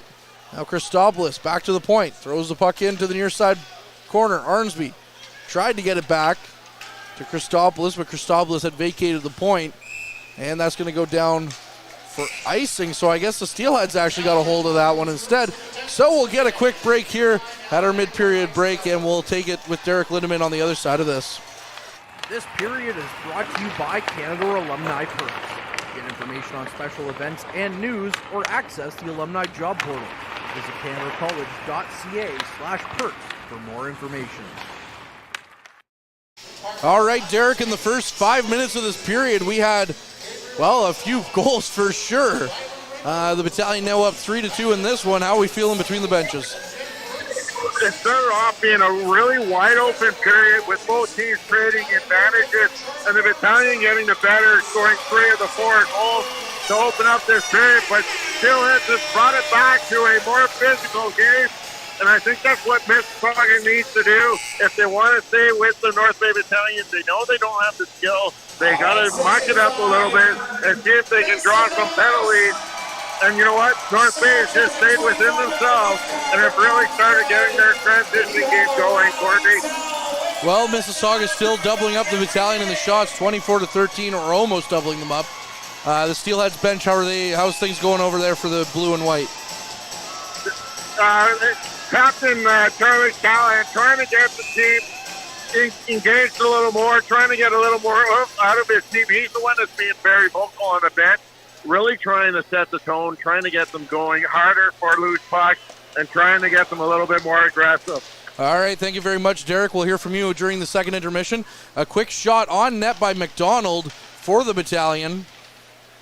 And it was turned aside by Lenders. Now the play's back in the Battalion zone. Ertl. Down for Lucan. Lucan behind his net. Carries the puck up. Flips it off the glass. Gets it up to Arnsby. Now the Battalion have a 2-on-1. Arnsby stops up to Ertl. Ertl tried to get a puck across. And now we'll get a stoppage here as the net's off its moorings. Ertl could never really get a good shot away. So the Battalion looking for a penalty, though, for Lenders, who may or may not have Matt Murray'd his net and knocked it off on purpose. Has anybody had worse luck than Justin Ertl at this point in his last 5-6 games? He could have 3 or 4 goals in that time, and every time he gets close to having the puck, something happens. The puck jumps over his stick, or the net gets knocked off. It seems like anytime bad luck happens, it happens to Ertl in a scoring opportunity, and man, he deserves a little bit better. Does indeed. Josh Bloom with the puck. Took the shot. His stick blew up. And now Zito with it. Zito to Tarasevic. Also of note, Powassan Voodoo's Jim Bruce owner Jim Bruce. Bloom! As he got a new stick, couldn't get that shot, or he did get that shot away in alone on a good pickpocket attempt. And it was just turned aside by Lenders. We'll get to Jim Bruce here in a moment. Back to Nelson. Nelson throws the puck on net. It's well wide of the net. Lucan battling for it now in Zito, but now we're going to get a penalty to the Battalion as it looks like it's going to be a hooking call going to Pasquale Zito. And Zito, very animated on the ice, not happy at all with that call. Neither is most of the attendance here for Battalion fans. But last thing I wanted to say, Jim Bruce enjoying a birthday here at the Gardens. Also, he hopefully will be enjoying a game at the Powassan Sportsplex later this evening. If he's not enjoying that game, well, you know what's going on with that game as he's the owner of the Voodoos. Enjoying a birthday here. He's 60-something according to the billboard up there. So, happy birthday, Jim Bruce. Big supporter of ours. So, Zito, 2 minutes for hooking. Chorus of boos raining down on the officials.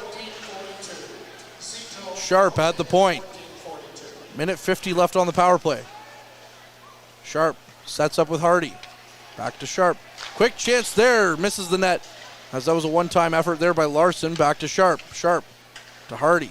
Hardy in deep for the captain. Now it's, or for Vecchia. Now it's knocked down in front of the net as Divincentis turned that one aside. Van Steensel doing his best to try and get a stick on it. Vecchia. Sharp angle shot. Now Hardy went for it as well. Arnsby gets to it first, but it's stopped by Sharp. Now Van Steensel has a chance shorthanded, takes a good shot there, and that one's stopped there by Lenders. Van Steensel just doing his best to get the puck back down the ice, and he does. So the Battalion have possession after a shorthanded attempt by the man they call OV. Nelson just winds up, sends the puck down the ice. It hits Lenders' pad and is off into the corner. So that killed a lot of time on a good play by Owen Van Steensel as he was able to get the puck back and send it down the ice. 50 seconds left on the man advantage here. Larson for McDonald. Goes cross ice. Vecchia back to Van Richter. Now McDonald whacks at it, and the puck's going to go down the ice and kill some more time. 40 seconds here left on the man advantage for the Steelheads. Von Richter with the puck in his own zone. Von Richter starts out slowly into the neutral zone. Picked off now by McDonald, and McDonald carries the puck into the Steelhead zone. Takes the shot just wide of the net. He also had Bloom, but Bloom was covered really well by the Steelheads, so that took away the pass attempt. Dezot into the, or Zidlicki rather, gets the puck out front to McDonald. And then McDonald picks up the loose puck from McDonald. It's going to be a fun series, isn't it? And sends it down the ice. And yeah, for sure. Oh, man. 5 seconds left here on the power play. Zito about ready to rejoin the play. Up to McDonald. McDonald tries to gain the Battalion zone. Bruskowski puts him on the receiving side of a hit. And now it's Bloom who gains the Steelhead zone with Zito back on the ice. Bloom and Callahan renew acquaintances as there's a bit of a hit there. Now Tarasevic with the loose puck. Tried to find Zito in front. Knocked off of his stick, and now Lenders loses his stick, but it's sent back on the goal by Callahan. Schwint tried to gut around Christopoulos. Christopoulos with a good hit. Stopped him up momentarily, so he couldn't get to the loose puck. And the Battalion have possession again with Winslow. Winslow up the ice for Bruskowski. Bruskowski has the puck knocked off his stick as he tried to get it out, and a shot from the point comes in on DiVincentis, and the goaltender just calmly knocks it into the corner. 2:30 left in this wild second period, 3-2 Battalion lead.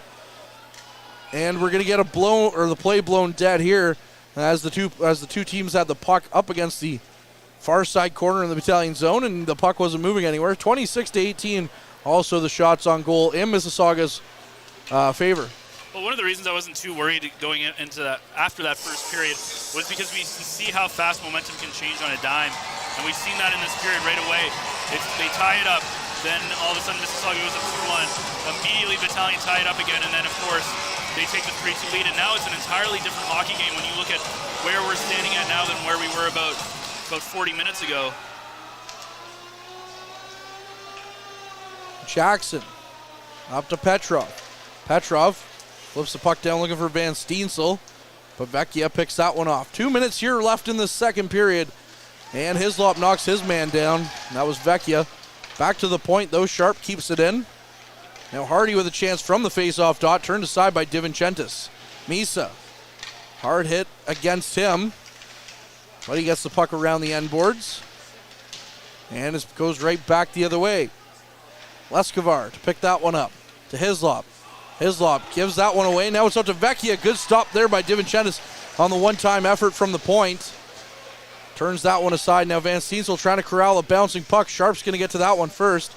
And now Jackson tried to get the loose puck from Sharp before Sharp was able to regain control. Back down for DiVincentis. DiVincentis down the ice to Christopoulos. Christopoulos was cross ice for Jackson. Jackson has the puck knocked off his stick and into the Steelheads bench. So we'll get a stoppage here. Watch out, Tom Martineau as he almost gets hit with that puck as it gets deflected in. And again, minute 22, you've got to be much happier if you're Ryan Ulan with how you came out in this second period. And we know how good the Battalion are at holding third period leads. So if you're the Battalion, you want to take this 3-2 lead with a minute 22 to go. And you're still getting outshot, but you got to feel back for Leaders at this point, his save percentage is down in the dumps, as the Battalion haven't gotten a whole lot of shots on him, but still found 3, so he only has 15 saves in this game. But he has played well. He had a very good first period. Arnsby gains the blue line, tried to shoot the puck, but he fanned on his attempt. Now battles for it. McDonald comes out away for it. Lucan flips the puck back into the Steelhead zone. Larson gets to it first, but McDonald gains the puck shortly after that.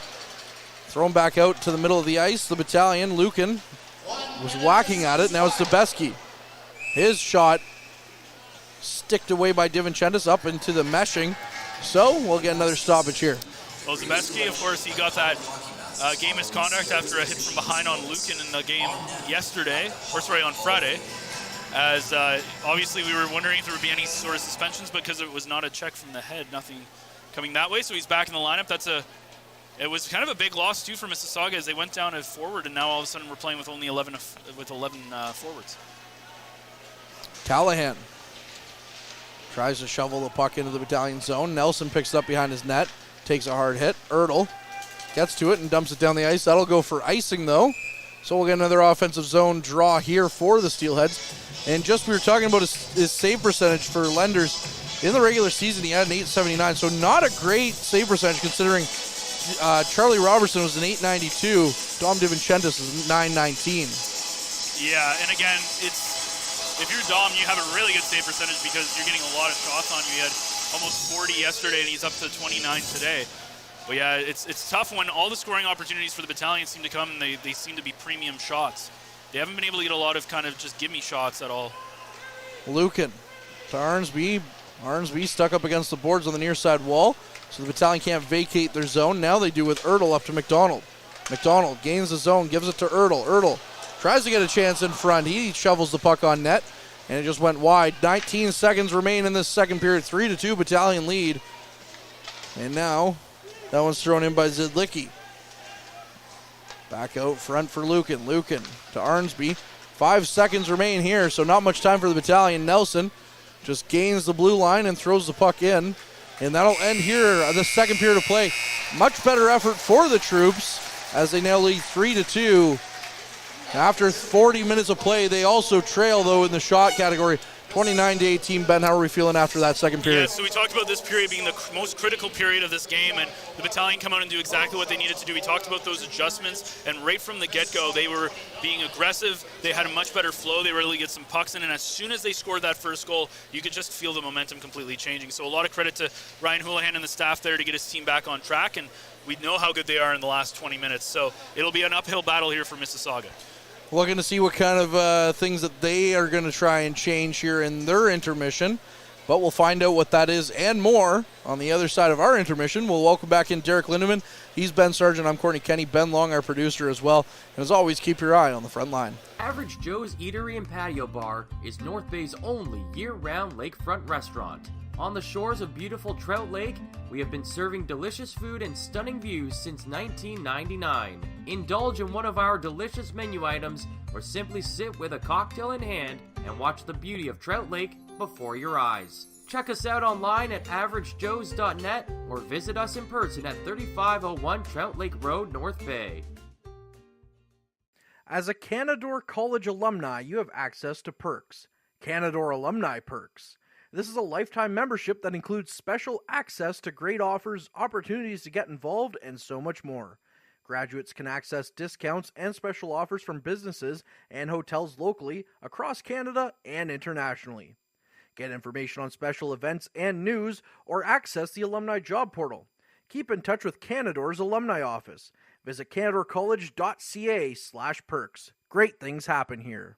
You rely on your vehicle to take you to the places that matter most to you. So bring your vehicle to the team you can rely on to keep it running at its best. Dave's Automotive Services. Whether you're getting your car or truck ready for the season with a tire change, making sure you're safe on the road with an inspection and certification, or doing your due diligence to keep your vehicle in tip-top shape with regular maintenance, Dave's Automotive Services has you covered. Expert troubleshooting, quality repairs, and time-efficient labor are the 3 stars of service you can expect when you bring your car or truck to Dave's Automotive Services at 411 Airport Road. Call 705-478-5544 and book your appointment today.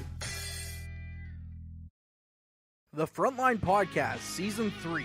Courtney Kenny, Matthew Sucrum, Derek Lindeman, Bob Coles, and Ben Long bring you closer to your favorite teams like never before. Covering everything to do with hockey in the North Bay area, exclusive interviews with the North Bay Battalion staff and players, expert analysis on the OHL, NOJHL, and more, keeping you up to date on all things Voodoos, Trappers, Lakers, and more. It's a new season, it's a new adventure.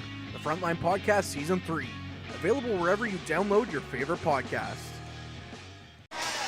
And welcome back inside Memorial Gardens, where the Battalion take a 3-2 lead after 2 periods of play on the strength of 3 goals alone in that second period. Let's take a look at that scoring summary as Nikita Tarasevich tied things up at 2:07 with his first of the postseason from Josh Bloom and Luke Rashowski. And then Angus, I've had issues with that all game. I know you have. Angus McDonald retook the lead for the Steelheads at 3:42. His first of the postseason from Bryce Cook and Stevie Lescavar. And then Kyle McDonald tied things back up with his first of the postseason at 4:14 from Justin Ertl. And then just moments later, Pasquale Zito took the first lead of the game for the North Bay Battalion with his first of the season from Josh Bloom and Ty Nelson at 5:57. A few more penalties in that second period as a bunch occurring at 8:34. 2 for each team went off. Justin Dezzotti and Kay Schwint went off for the Steelheads. Ty Nelson, Dallin Wakely going for the Battalion. And then a couple more penalties for the Battalion to close out that first period. Nikita Tarasevich for cross-checking at 8:59 and Pasquale Zito for hooking at 14:42. Man advantages are on the power play stats for tonight. It's the Steelheads 1 for 4 with the extra attacker. Meanwhile, the Battalion 0 for 3. shots on goal in this afternoon's game. After 2 periods of play, it's the Mississauga Steelheads adding another 13 shots in that second period for a game total of 29. Meanwhile, the Battalion added 11 shots for a game total of 18. Taking a look around this Sunday afternoon in the OHL, 3 other games underway currently.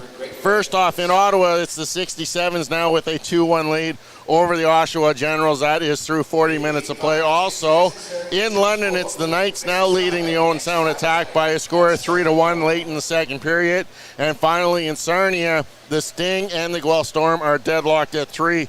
That is also late in the second period. And then later tonight, it's the Barrie Colts and the Hamilton Bulldogs get underway, 7 o'clock in Game 3 of that series.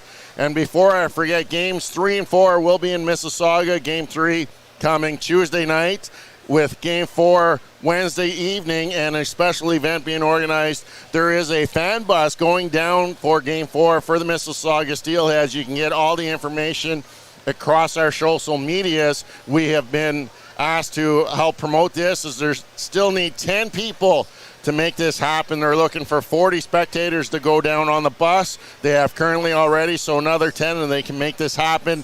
$90 gets you a seat on the bus and also a seat in the arena, so a good deal if you want to go down and watch Game 4 live from Mississauga. As probably that 40 will really double the attendance down there as the Battalion fans travel well. And you know what? Great way to help support this team. Throw a fist at you. It's okay. It's okay. I'm between the benches. I'll try and get behind Tom down there between the benches, let him take it. He's always hiding behind me when sticks and pucks come our way, so it's time I return the favor. But yeah, been a different period for the North Bay Battalion. Seems like things open up early on in that second period. Not as physical as what we saw in the first, and the Battalion really taking advantage, using their skill to capitalize on 3 goals. Yeah, and right from the get-go, you could tell that it was a much better period. That there was something that was said and something that was agreed upon by the players, that they needed to play a much better period. And right from the get-go, they had the momentum. The game seemed much more open. Again, Mississauga was not able to continue playing that same game that we saw before. Much crisper passes, a much more aggressive Battalion team. They weren't on their heels. Mississauga was not able to smother them in that kind of man-to-man defense that they were using before. And really, the Battalion took care. And again, if you look at it, 18 shots on net, and they've got 3 pass leaders. It's another situation where you just got to put the puck on net. And you got to give a lot of credit to Josh Bloom, who had a fantastic second period there, as he was able to get 2 assists and really set up 2 great goals. And he had a really, really, really good period. And at the end of the day, I wasn't too concerned after 20 minutes, because I knew that this game could change on a dime, and that's kind of what it did. It was back and forth, back and forth, back and forth, and at the end of the day, the Battalion have a 3-2 lead. So Josh Bloom, you called out in a podcast this week saying you need more offense, goal scoring. Are you happy with 2 assists in that second period? Yeah, he's been much better. And the thing is, just from an eye test, again, he's been putting up points, and he's been quietly doing a good job. But what really has been happening he hasn't been that dominant factor that he was early on in the season, and he hasn't been able to hit that ceiling. And today, he is playing kind of in the same way in Game 1, but especially today, he's playing at that level that we kind of expected when he first came over, and that that he can play. And he's been very, very, very impressive in this hockey game so far. And he's really been kind of a difference maker, which is great to see. After the Battalion take the lead 3-2, Mississauga starts to go back and try and get it a little more physical, try and coerce the North Bay Battalion and take some cheap penalties after the whistles. It's almost like the Steelheads feel they cannot play with the Battalion 5-on-5, that they are really outmatched skill level. And the biggest difference has been, as you said, and I think the big thing with the Battalion is when you play a physical game against them and you start getting them to use the body and take these undisciplined penalties and just kind of get into these scrums and you kind of create this aggressive momentum, the Battalion stop playing hockey and they start focusing on finishing late checks and how they're going to throw punches and all this kind of stuff, and they really become very loose defensively. And even in that period, especially early on, they were very loose defensively, and Dom had to make a couple of really great saves. But that's kind of what they do. You kind of get into their head a little bit, you get them off their game, you get them out of their system, and all of a sudden stuff starts to unravel. And the Battalion were able to pick it up. DiVincentis looked fantastic behind the net, and at the end of the day, it didn't really matter because the Battalion did a great job of putting the puck in the net and kind of reining in their emotions a little bit more. So before we go any further, after 40 minutes play, let's take a look back at our players to watch as they were brought to you this afternoon by Mike, the financial advisor. Players to Watch is brought to you by Mike, the financial advisor. If you have financial questions, he has financial answers. On Facebook, Instagram, and TikTok at Mike the FA. Taking a look at our Steelheads player, Angus McDonald, is on the scoreboard. He did score that second goal for the Mississauga Steelheads, as he is a -1 on the game. 1 shot, 2 penalty minutes, 5 for 13 on the face-off dot, as he has got on the scoreboard, and that's what we needed out of the Mississauga Steelheads, is a little bit of secondary scoring. Anthony Romani for the Battalion held off the score sheet. 1 shot on goal at -1. Still looks like he's about to score, but he's been held off and held in check so far. Yeah, and what can happen with the Battalion is they kind of have that one line that really shows it off, and that's what that Bloom-Zito-McDonald line has been in that second period.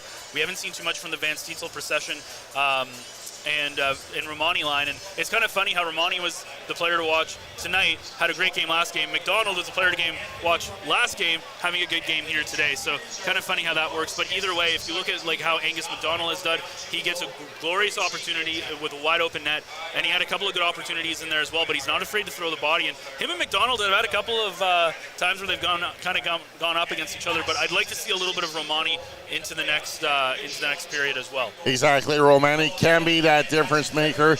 Producer Ben Long looks like he wants to say something, so let's hear from him now. So I think one of the big things that hasn't been discussed yet, and we've been talking about all season, is depth, right? Mississauga's game, they're coming out playing a hard-hitting game in the first period, and our player to watch, for example, Romani, is playing on the 4th line today, even though he plays first power play.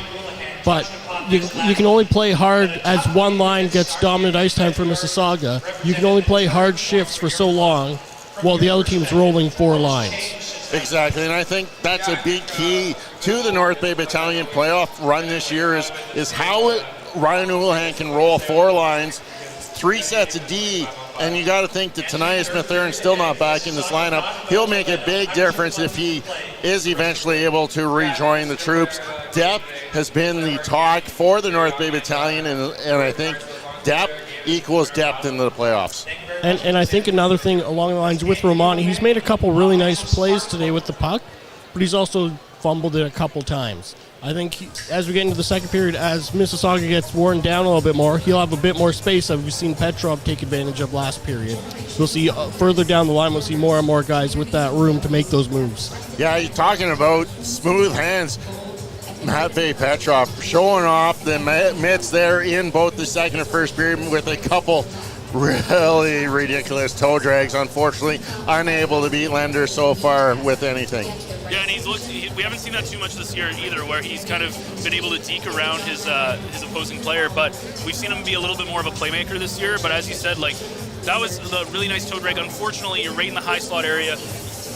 Leanders is kind of like in that squared position. It's kind of hard to get a lot off, but I think that we even saw this with Owen Van Steetzl, where he was going down, he was being double teamed, he just took a shot off, and this is kind of a point where you have the advantage of just being able to shoot and hope something goes in, and that's kind of I think when the Battalion have really put it on Mississauga has when they've just been trying to shoot the puck and put the puck towards the net. That's when they've been successful. I think I want to say just a little bit contrary to that is one thing the Battalion have done really well is just not fire pucks on net for Leanders to make easy saves. They've made sure they're taking good chances and making advantage of those shots with 18 shots on to have 3 goals as opposed to 29 shots with only 2 goals against the Battalion in DeVincentis.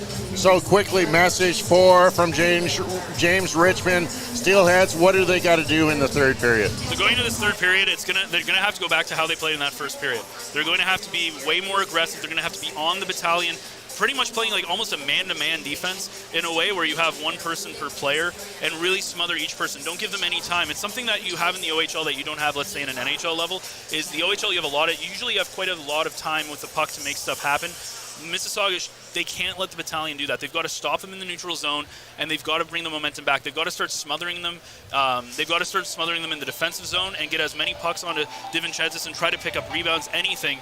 But I think the next goal is going to be crucial. If Mississauga can tie it up, That's kind of like the big key, and they can maybe push this thing into an overtime situation. But if you're the Battalion, if you can get that fourth goal, I think that's where you can really push this game to the next level and probably almost put it out of reach. Well, it'll be interesting to see how the North Bay Battalion come out in the third period, as they currently lead the Steelheads by a score of 3-2 after 2 periods of play. When we return, Courtney Kenny will rejoin Ben Sargent for your third period action, as it's Battalion Steelheads here on the front line.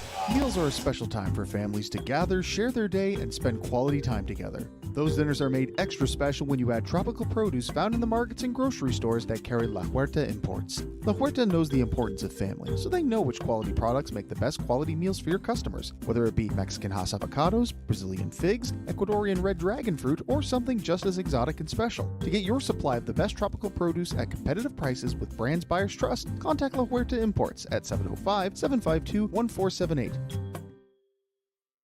Community engagement is one of our core focuses at McDonald's. The key is finding the right people who are passionate about the same things we are, helping kids be kids. McDonald's proudly supports local organizations such as the North Bay Regional Health Center Foundation, Big Brothers Big Sisters, One Kids Place, the Children's Aid Society, and Ronald McDonald House Charities. Stop by McDonald's on 1500 Fisher Street, North Bay, to see how we can serve you and the community every day.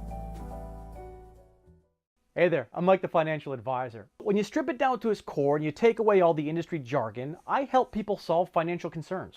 So if you're concerned that you'll never save enough to retire comfortably, or that your kid is going to graduate post-secondary $40,000 in debt, or maybe even that life is going to take a really unfortunate sideways turn and somebody is going to have to open a GoFundMe page for you and your family, I can help you prevent all of those things from happening. If you want to see how, you can find me on Facebook, Instagram, and TikTok. Just do a search for Mike the Financial Advisor. You should find me.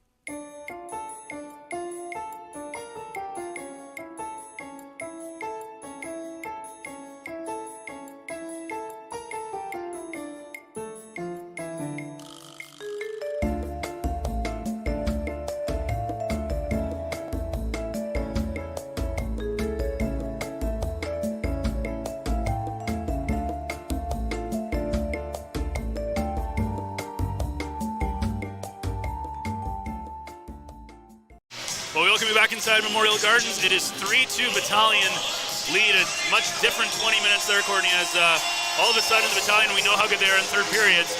Just need 20 solid minutes to shut this thing down and take a 2-0 lead going into Mississauga on Tuesday.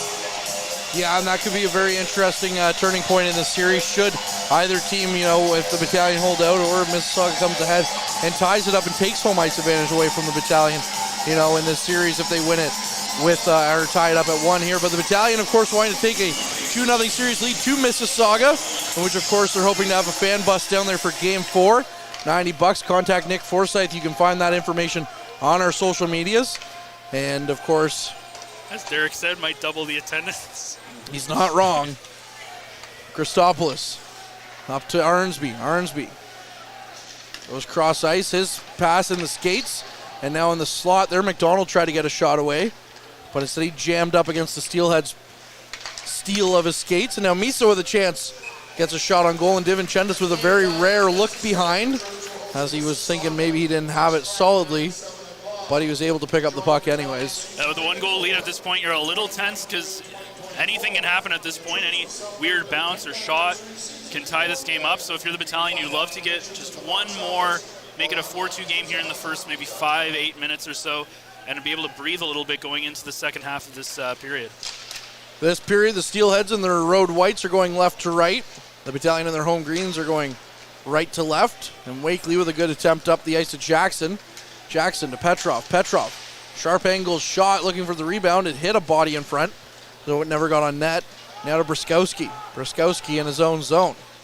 Picks up the puck, slows things down as he stops up behind the net, then quickly throws the puck up the ice, but a good skate there by the Steelheads stops that one. Then Jackson tried to get a little bit too cute and hit a stick of a Steelheads player, who then got the puck back down to the Battalion end. But Petrov picks up the loose puck, and now in the neutral zone, over to Winslow. Winslow looks to avoid the hit on Larson, but a big hit nonetheless, as Larson came over and took down Winslow. Jackson battling for it, but it gets to Martone. Martone flips the puck down the ice onto DiVincentis, who stops it up for his defenseman Brskowski. Brskowski up the ice now for Zito. Zito couldn't get a good stick on that one. DiVincentis knocks that puck down behind his net and stops it up. High sticking? I kind of thought the same, but play goes on. Back to Cook. Cook with the shot. Good chance there as DiVincentis got a good pat on it, and the rebound came out, and that would have left a wide open net for Ramirez. But the Battalion were able to bend and not break on that one, as they still lead 3-2. 31 in the shots now for the Steelheads. The Battalion have yet to get a shot this period. 2 minutes gone. As Sharp gains the zone, takes a shot, hits the body of a Battalion player. Now Zito flips the puck down the ice for Josh Bloom. Bloom into the Steelhead zone. Stops up, tried to get the puck back around, and now he loses it to Callahan. Callahan flips the puck up. It's kept in by Lucan, who just feathers the puck back in, but not too far, as Callahan stops that one up and gives it to Carmiris. Carmiris chases the puck after it, and now it's into the Battalion zone, but the Battalion are going to have possession here on the near side wall. Lucan takes a hit, passes it off to Nelson. Van Steensel gets it up to Procession. Now the Battalion have a 2-on-1. Ethan Procession, cross ice for Van Steensel, comes back across looking for Procession. Had the right idea, could not execute as the net was wide open, and Procession would have had a gimme for his first career OHL playoff goal. Van Steensel in his own zone. Back to Christopoulos. Christopoulos looking up for Van Steensel as the puck's just out of his reach. And Van Volsen gets to that one. Now it's back for Romani. Romani up to Van Steensel. Van Steensel to Procession. Procession takes the shot and hit the side of the net. Fans on this side of the arena celebrate as they saw it hit the netting, but they hit the netting on the outside. Christopoulos looking for Van Steensel. His pass, slap pass, couldn't find him. Vecchia going the other way. Vecchia gains the zone. From the sharp angle, got around DiVincentis, but couldn't get the puck on net as it just missed. And now it's back to Misa. Misa with a floater on net goes wide. Procession might be out of gas here. Gets the puck up to the blue line, and that line will go for a change as the Steelheads try to get the puck back in. Larson to Misa. Misa taken down by Ertl. And now Hislop gets the puck. Hislop gives it away to Vecchia, though, however. Vecchia, quick chance there, and the Steelheads tie it as James Hardy gets to that one. James Hardy, the one-man wrecking crew here, just under 4 minutes into the third period, makes it 3-3. Well, again, this is all Hislop can't clear the zone initially, and it leaves it wide open. Vecchia could pass over to Hardy, and again, Hardy has just been the bane of Dom DiVincentis at this point. It's now his third goal and his second of this game. As again, he's been able to find it right on the glove side, and a great opportunity on the other side is Van Steensel, Procession, and Romani Procession had a couple of great opportunities, and that's kind of how hockey goes. Sometimes doesn't matter how good your line is, all it takes is one shot to make things different, and now it's a 3-3 hockey game, so it's going to be an interesting 16 minutes. Well, it's been all Steelheads here in this third period, so the Battalion need to make something happen and happen quick. McDonald to Brskowski, back to Winslow, up to Ertl. Ertl gets it in the neutral zone, gains the offensive zone, and his pass goes to nobody. McDonald knocks down his man, and there's going to be a delayed penalty against the Battalion because we're going to call something like that. All right, here we go. Callahan battling the puck. He takes a Battalion stick with him, which is McDonald's, and basically kept it in his arm and went back down to his own zone for it. So McDonald goes off for the change, although McDonald will be the penalized player. As now we still get a chance here in the Battalion zone. Cross ice, Hardy as it's tipped away by a Battalion player, but no possession, so no stoppage yet. Now it's up to Petrov, and that will stop the puck. So the fortunate get more fortunate here in this period, as now the Steelheads are going to have a man advantage here, as it's going to be Kyle McDonald going to the box for 2 minutes or less, and he's pleading his case. And it's just going to go to deaf ears as Myers, the referee, just skates right by him. Yeah, and not what you want when you're the Battalion. You just give up the game-tying goal, and all of a sudden you're going to be finding themselves on the penalty kill. Already a power play goal for the Mississauga Steelheads in this hockey game, courtesy of Hardy, who's again had himself quite a series. 3 goals. He's out there already. James Hardy. This will be a big penalty kill for them. Yeah, looking for the hat trick here today. 2 minutes for a blindside hit. And the fans let the referees know what they think of that call. Leenders plays the puck. 10 seconds already gone. And now it's Larson to Vecchia. Vecchia cross ice to Hardy. Hardy went to go shoot the puck, but he was knocked down by Arnsby. Now Arnsby has it in the near side or far side corner. Christopoulos gets it back out to the point, but it's to Callahan and no further. Callahan at the line. Cross ice for Misa. Back to Callahan. Callahan takes a shot, kicked away by DiVincentis. Back to Misa. Back to Callahan. Quick shot, misses the net. And the Battalion get a hold of that one and send it down the ice for some time to be killed off here. A minute 15 now left in this man advantage. Callahan up to Sharp. Sharp. Cross ice to Hardy. Hardy over to Martone. And Martone just sends it back to where he got it from, but it's Misa this time, and it misses him. Chance there behind the net now. DiVincentis loses his stick from Hislop. Hislop tried to give it to him, and now the puck to the side of the net. Back out front for DiVincentis. It's on the goal line, and they're going to call. The Steelheads are saying they scored, but it's called off. Yeah, the referee, not a very good angle on that one. We could see the puck from here. The question was it fully across the line? And that was really kind of hard to tell. It looked like again, the puck has to be 100% across the line, and it was really hard to tell from our angle. I can hear from the radio booth next door, the Mississauga broadcaster believes that was a goal. But from my angle, it did not look like a goal. I think it's very unprofessional to tell us to not be loud because he bleeds into because we bleed into his broadcast, but then, if we're loud, we bleed into his, but hey, whatever. 49 seconds left on the power play if it is indeed a no goal. And this might be a big turning point here in the series for the Battalion.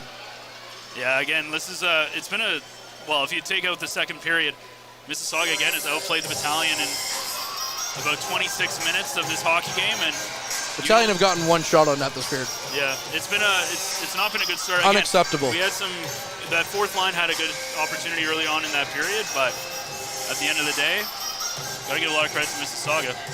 Well, Mike Brito, who was wrong the last time he tried to give us an update on a call earlier this year, also the public address announcer, who does a great job at the Voodoo's games, by the way, saying it's no goal from his angle. So we'll see if that's what they call it. Doesn't really look like there's much of a review going on here, as the referees don't even have the call on, but you can see across the ice that they're looking at it.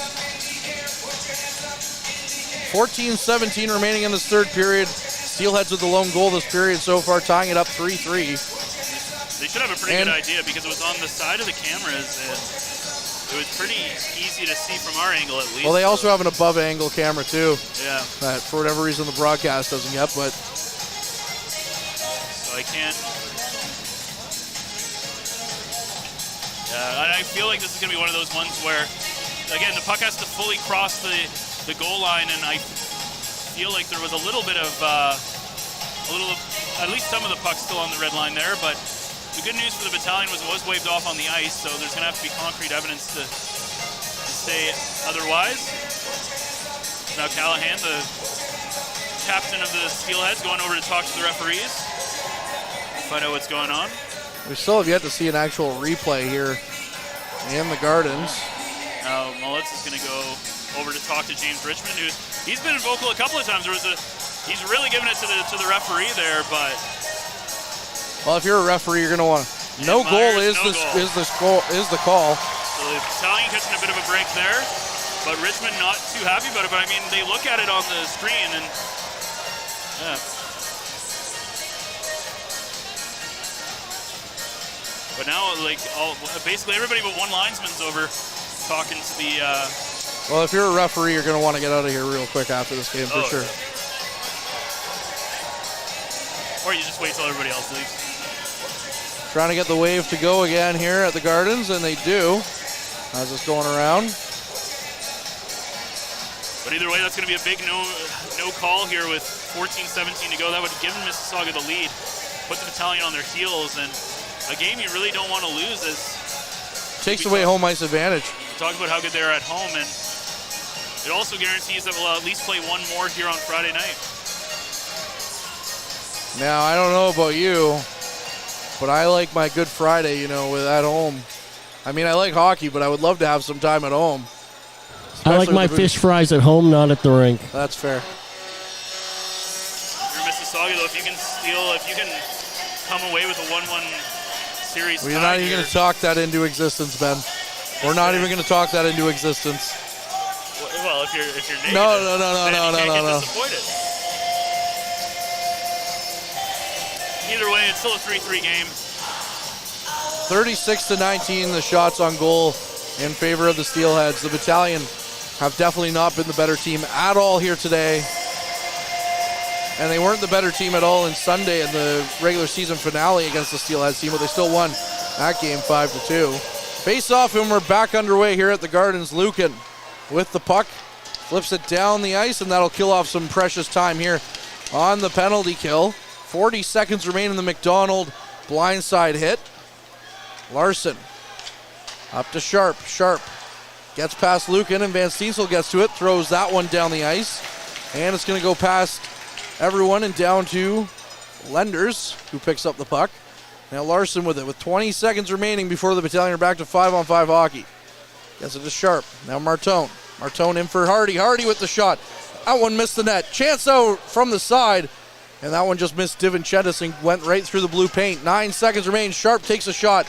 That one hits a body and goes into the corner. Lucan trying to get the puck back to the corner. Now out front, the Steelheads get a chance, and that one is turned aside by DiVincentis. Back to 5-on-5 here. Chance from the side of the net to Hardy. Turned aside by DiVincentis, and the Battalion have possession now with Van Steensel going the other way.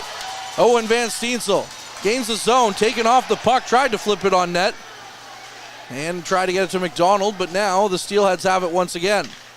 Hardy with the puck.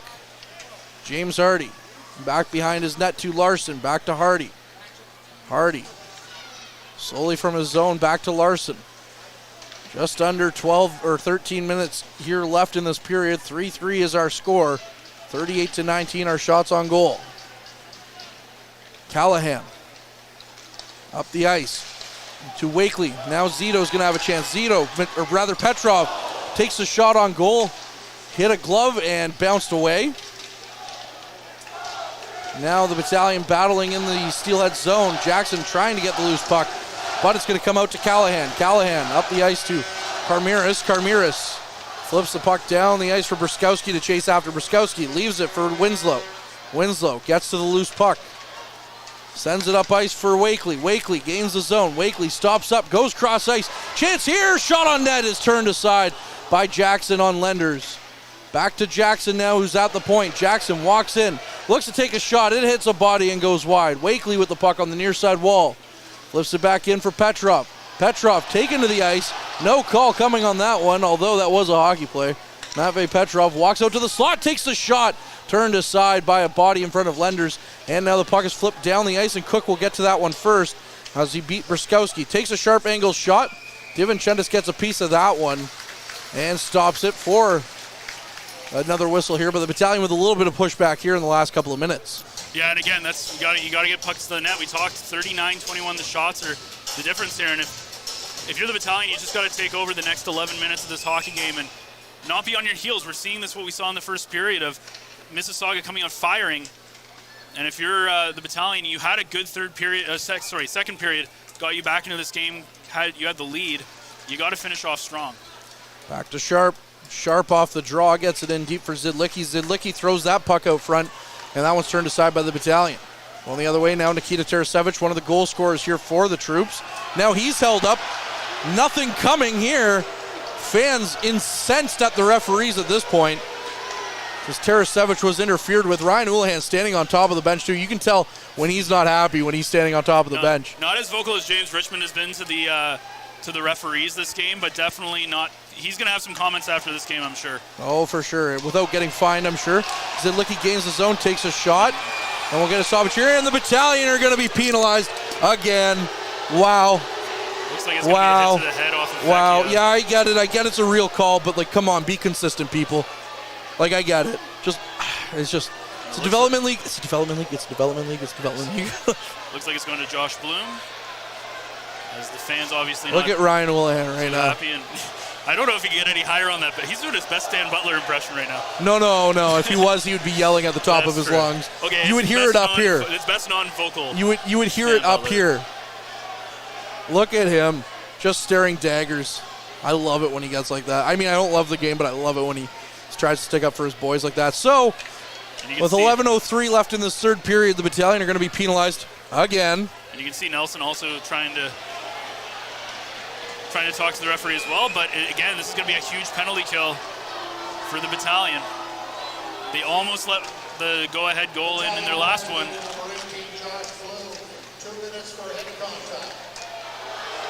The Steelheads now with possession on the power play. Callahan on the far side. Gets the puck at the point now. Callahan to Larson. Larson bobbles the pass. Van Steensel goes after it. Back in deep for Martone to Misa. Misa gives up the puck. And now Arnsby has a chance going the other way. Arnsby back to Van Steensel. Van Steensel tries to avoid a check. He does. Gets to the loose puck. Gets it back to Arnsby. Arnsby sends the puck down the ice again for Van Steensel. And the Battalion have possession once again back in their own end. Just looking to play keep away before Christopoulos sends the puck down the ice. Tough when Josh Bloom's off. He's one of their premier penalty killers. Also has some speed to get some shorthanded opportunities. Yep. Larson now through the neutral zone. Tries to get the puck out front. He does! And the Steelheads are going to get a wide open net. And it's going to be a 4-3 lead here at Memorial Gardens. Give it to the referees. Yeah, and Dom not getting any help from his defense there as they all crash onto the close side, and Callahan a wide open net. About 2 Steelhead players in the front of the net and no Battalion players to be seen there. And all of a sudden, this is a game where, again, the Battalion played 20 good minutes, and so far the rest of it's been not the greatest, and they're going to have to do something here to try to tie this game up. This better not be a harbinger of what's happening tonight either in Powassan. My God, that's how this stuff always works. 41 shots on goal, 21 for the Battalion. Ridiculous. It's been a tough day if you're Dom, as his defense is left out to dry. And again, this is a series that you should win relatively handedly, and the Battalion need to make it all the way to the finals here, and they're not doing themselves any favors. This is your window. You have to take advantage of it, and you're not doing a good job here. You're playing like you don't care. Also, the referees are also helping them along, the Steelheads for sure too. Romani throws the puck out front. Back to Van Steensel. Van Steensel can't settle it down. 9:46 left in this third period. DiVincentis out to play the puck behind his net to Nelson. Up the ice now for Procession. Procession up for Van Steensel. Van Steensel looking for Procession. He overskates the puck. And now Romani has it. Romani skating, takes the shot, misses the net. Tell me if you've heard that one before today as well. Vecchia. No penalty as Van Steensel's knocked down behind the play. That's what I mean. These are legitimate penalties the Battalion are taking, but they're just turning a blind eye whenever something happens against the troops. Oh my goodness. I'm excited to see what Houlihan says after, because that's going to be interesting. Nelson with a big hit behind the net, and now the puck hops over the stick of Larson, and Romani's going to go after it, but Larson will get to it first. Well, the fans had to cheer for something. Might as well be a big hit. Romani up behind the boards, taken to the ice. Left there now, gets a whack at by Harding. And now Wakely gets the puck in the zone. Back to Wakely. Wakely takes a shot, fans on it. Now another chance here for the Steelheads as they get the puck up and out of the zone to Bruskowski. Bruskowski up to Winslow. Winslow gains the zone, leaves it for Petrov. Petrov, and we're going to get an offside call here. And now the Battalion are going to probably want to start taking matters into their own hands, as we're actually going to get our mid-period break here. And please throw it to break before I start taking matters into my own hands. This period is brought to you by Canada Alumni Perks. Get information on special events and news, or access the alumni job portal. Visit canadacollege.ca/perks for more information. Well, Derek, not a good period at all for the Battalion. You can also thank the guys in stripes for a lot of missed calls that the Battalion could have had a power play. What's the feeling between the benches now? Because Ryan Houlihan, for a while there, was standing on top of it, and you know he was not very happy. Yeah, and it's exactly what you said. Not happy with the officiating. How the last 4 calls have all gone against the North Bay Battalion. A couple softies here in this third period, allowing the Steelheads to get that 1-goal lead. And even during the timeout when Ryan Houlihan was getting an explanation on that no-goal call, he was again expressing his dislike for the last call, that blindside call, and he's just not happy. He keeps telling there's 2 teams out there. Mississauga deservingly needs a penalty. And you know what? I think the next little call should go against the Steelheads here, Courtney. Well, it should indeed, and thank you very much, Derek. We'll hear from you further along as the broadcast goes. As now a shot from the point just misses the net and goes over it. And now Arnsby tries to pick it up in the Steelheads zone, but Martone gets to it. Martone goes cross ice to Hardy. Hardy back in, and Lucan's going to pick up the loose puck. It's hard to play against two teams out there, that's for sure. Ryan Houlihan hit the nail on the head with that one. When you're playing against a team with blue stripes and a team with black stripes. Going the other way. Steelheads with possession. Flip the puck into the Battalion zone. Nelson gets it up to Ertl. Ertl to McDonald. McDonald chips the puck past Callahan. Tries to get it into the zone. And he falls past the puck. 7:40 remaining here in this third period. Steelheads with a 4-3 lead. Ertl goes cross ice. His pass off a skate of a Steelhead player. Christopoulos gets it at the red line and then whacks it in for Zito. Zito on the far side corner. Can't stop up with Callahan. Callahan gets it out front to Bloom. Bloom takes the shot, turned aside by Lenders. Now back to Zito. Zito carries the puck back, goes to Christopoulos. Christopoulos with the shot, and that one's turned aside as well. Another chance from the point for Hislop. Hits a skate and goes past the net. The Battalion with their best looking chance of the period so far. Hopefully that's not all. As Bloom now comes and takes the shot, he puts that one well high of the net. Back in for Harding. Harding loses it to Bloom though on the near side, but then Bloom promptly loses it back to Dezot. Dezot, cross ice. Now Cook with it. Back in for Schwint. Back to Dezot behind the net. Tries to shovel it back in, but that's Larson who takes the shot. Turned aside by Divinchentis. Now back to Zito. Bloom throws the puck into the middle of the ice, and Tarasevic now has it. Tarasevic, who muscled his way in for a goal, gets it to Bloom. Bloom sopped up. There's a penalty, and it's going to be called. Take a bow, referees, as there it is. The Battalion are going to have the man advantage here for holding. Well, Bloom tried to do everything he could to tie this game up, and finally, as you said, kind of the call kind of goes against the Steelheads. But if you're the Battalion, this is going to be a big power play opportunity. As when this goes away, it'll be 4:33 left on the clock. You're not going to have a lot of time to tie this up. It looks like Larson's going off for holding. But expect Battalion, if your power play is ever going to score, now's the time. Yeah, this is it. You had a 5-on-3 for a minute, nothing. Back to Nelson. To Petrov. Petrov at the point. To Jackson. Jackson skates around with some room. Out front for Romani. Romani shot high and over the net. Now into the corner. And back to the point for Petrov. Petrov shovels the puck in for Romani, just out of his reach. And the Steelheads are likely going to gain possession. No, there's a battle now on the near side wall. Nelson comes out and tries to pinch in, but Martone gets to it and gets the puck down the ice and just shovels it into the Battalion zone for Nelson to go and pick up. 1:20 left on this power play already. Nelson up the ice quickly. Back to Jackson. Back to Petrov. Petrov gains the zone, flips it in, chases after it, and gains the loose puck. Goes around the end boards for Arnsby. Arnsby leaves it for Romani. Romani can't quite shovel the puck back in, as now the Battalion have to collapse and get out of the zone. And Jackson tries to regain entry. Over to Nelson. Nelson tips it for Petrov. Back over for Nelson. Nelson in deep at the goal line. Back out to the point for Petrov. Petrov takes a shot, blocked in front. Romani whacks at it, and no one knows where it is. Nelson whacking at it as well. And the Battalion can't get that one to go on net. And with 45 seconds left, the puck is down the ice for Divinchentis to play it. 4-3 Steelheads lead. 5 minutes here remain in this third period. Shots on goal, 41-23.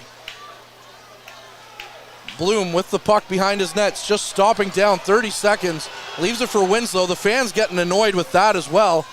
Winslow back to Zito. Zito up the ice for McDonald. McDonald throws the puck in around the end boards to Ertl. Ertl back to Bloom. Bloom tried to throw it out front, and that one's just going to be kept in by Winslow. Winslow getting all kind of harassment there from the Steelheads. Tries to keep the puck in. And now Ertl's stick down on the ice. Ertl tries to kick the puck forward. He does. Back to the point for Zito, and the power play is going to expire. The Battalion did nothing with their man advantage. Back out for Von Richter to Winslow. 4.5 minutes left. Up the ice quickly for Ertl. Ertl in for McDonald. Out front for Zito. Takes the shot. Blocked in front of the net. Bloom in for Ertl. Now it's back on the near side wall. Back to Bloom. Bloom just going to have a scrum here along the boards, and guess what? Mississauga comes away with the loose puck. 4 minutes left in this period. Shot on net from the point, turned aside by Divinchentis. Hislop with the puck behind the net. Hislop stops up, gives it to Zito. Zito back for Christopoulos. Christopoulos gains the red line, flips it in. Larson's going to get to that one first. 3 minutes and 40 seconds remain here in this third period. 4-3 Steelheads lead. If you're going to do something, now's the time. Cook with a long shot. And it's turned aside by DiVincentis. Vecchia. Back to Larson, back to Vecchia. Vecchia in his own zone. Steelheads definitely owning the puck possession game here. Tarasevich over to Wakely. Back to Tarasevich. Tarasevich with a shot. Turned aside by Lenders. Back to the point for Hislop. Hislop cross ice. His pass given right away. That's the tale of this game. Let's just give it to the Steelheads. And now another chance here for the Battalion as Tarasevich tried to gain the puck back. And now Lukin with some miscommunication there with Hislop. And nearly gave the puck away, so the puck goes cross ice. Under 3 minutes remaining here. Tarasevich will keep an eye on DiVincentis as well. As now Larson has the puck behind his net. Larson up ice to Carmiris. Carmiris with some speed throws the puck down the ice. Back in for DiVincentis, who plays it to Nelson. Nelson up the ice to McDonald. McDonald. Quick pass up the ice for Petrov. That one's going to go in past everyone. And Petrov has it at the goal line. Back to Jackson. Out front for McDonald. Takes the shot. Fires that one wide. Lukin now with the puck. Tries to shovel it back in. Stop me if you've heard this one as well. Hits a body. Bounces down the ice into the Battalion zone. Nelson. Back in for Lukin. 2:11 left in this third period. 4-3 Steelheads lead. Jackson up for McDonald. McDonald loses the puck to Martone. Martone carries it in, takes a shot. DiVincentis is going to stop that one. And oh my goodness, this is just a meltdown by the Battalion defensively today. Yeah, they just haven't played good. Again, they just haven't played good. Even in that second period, they've just not had a good defensive game. And look, it's a 7-game series, so it's going to be interesting to see how they bounce back. There's still 2 minutes in this hockey game, but they're going to need a much better effort in Mississauga. But the Steelheads have just, they found the kind of buttons to push on the Battalion. And you got to give them a lot of credit. They found kind of what makes them tick, and it's getting to them, and you can tell. The Battalion's not playing a good game at all, and I think how game one they kind of came away, didn't play a great game, but still came away with a pretty handed victory. This game, Mississauga is proving that, hey, you can't get away with it this time. Arnsby in behind the net, throws it out front for Zito. Zito came away with it, gives it to Winslow. Winslow walking out front, tried to get it to Arnsby. Arnsby couldn't get a shot away, 1:30 left. Love to tell you what's going on, but Sarge is there. As a shot comes in by Zito, he hits the post, and it goes out of play. 1:34 left. DiVincentis still remains in his net. Yeah, and Ryan Uhlans, signaling for him to come. This is going to be their best opportunity with 94 seconds left in this game, and they're going to bring out McDonald, Jackson, Petrov, Nelson, and looks like Zito. So they're going to go. Oh no, he's telling him to go back. Oh no, they're just going to send. Yeah, very interesting. Faceoffs have not been a thing the Battalion have done well in this series either, so this will be a big faceoff for Jackson. Back to Nelson. Nelson to Petrov. DiVincentis runs to the bench. To Nelson. 6-man out there, Justin Ertl. Petrov in deep for Jackson. Jackson back to Petrov. Petrov to Jackson. Jackson throws that one on net. Lenders stops that one up. And we'll get a stoppage here. 1:17. This is where it's going to be. Jackson's going to have a couple of really big faceoffs, assuming he takes another one here as he wins the last one back to Nelson. And now you're just kind of hoping that you get a scoring opportunity here. You think back at this game, how many opportunities the Battalion have had to score, and they just haven't been able to take advantage. Zito battling for the puck, and now the Steelheads get the puck out of their zone and down the ice. Vecchia battling with Nelson for it. And Ertl comes in to stop it. Last minute of play coming up here in this third period. Petrov can't gain any space. Nelson up to Jackson. Jackson down the ice. Into the Steelhead zone, over to Zito. Zito loses the puck, and now Ertl doing his best to try and keep the puck from being knocked down the ice as the Steelheads send it well wide of the net. And we're going to get a stoppage here for icing. Yeah, and again, we talk about the refereeing and a couple of the calls not being called for the Battalion, a couple of calls being call is now. It looks like Battalion taking a timeout here, and this is going to be their last opportunity. But at the end of the day, even if you look at the referees, it's tough when you're not playing a good game at all, and you give up 44 shots on Dom. And this is one of those things where it's easy to blame the referees, but at the same time, the Battalion they don't deserve to win this hockey game either with the way that they played in the first and third period. Game 2s last year were eventful in this playoffs. Brandon Coe scored with 2.5 seconds left against the Ottawa 67s in that game in the first round. They lost in overtime to Kingston in Game 2 in the second round.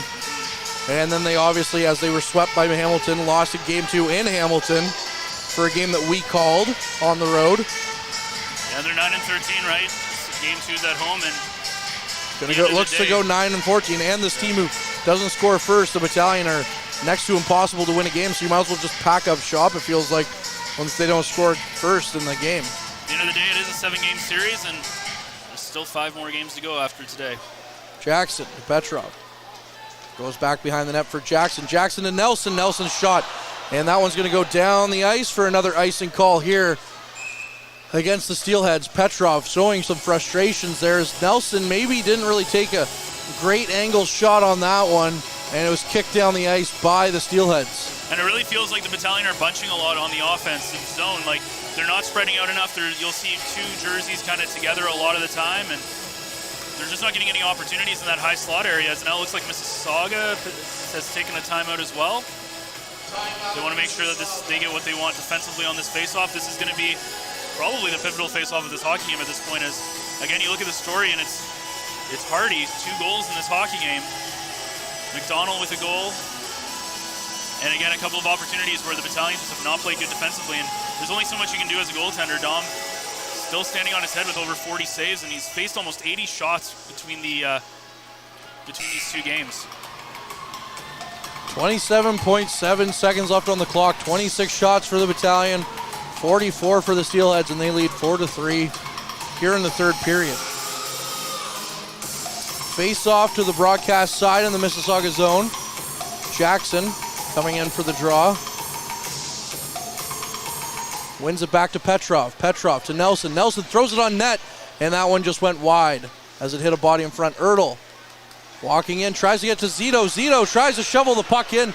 Now a Steelheads player just laying on it as the puck's still loose. Fans calling for a whistle. Finally it comes as there's a Steelhead player on the ice. He looks to be hurt. And now a few other players are jawing back and forth in front and throwing some punches. Lenders comes in to try and help his fallen comrade. Well, Jackson doing everything he can in this faceoff dot. He's 3 for 3 right now in these offensive zone draws late in this game. Again, and Mississauga basically just bunching up in front of Leanders. They're trying to not allow any shots through, and Battalion just haven't been able to find their passes through. They haven't been able to get their shots through, and it's been a combination of just not a good game and just some kind of bad luck as well. But at the end of the day, I'm sure Ryan Ulanen's not going to be too impressed with the effort put forth by his team. I don't blame him at all. Game 2 or Game 5, if necessary, will be going Friday here at the Gardens. 7 o'clock. Jackson comes in for the draw. Wins it back to Nelson. Nelson winds up, takes a shot. Blocked in front. 9 seconds remain. Shot on net. Zito in the corner. Gets it to Ertl. 5 seconds left. Back out front. And that's going to do it here. The Steelheads are going to steal a game in North Bay. I don't have anything to say. Yeah, again, I'm disappointed. That is unacceptable. Battalion just didn't play well for 40 minutes, and at the end of the day, you allowed Mississauga to come in and steal a critical game at home, and now you're going off to Mississauga, and if you're the Battalion, you're hoping that you sweep them at home, but at this point, you're going to have to just hope that your Game 3 is much better than Game 2. Yep, so with that being said, well, I'm just going to throw it to break because I have another game to do this evening for the Voodoos.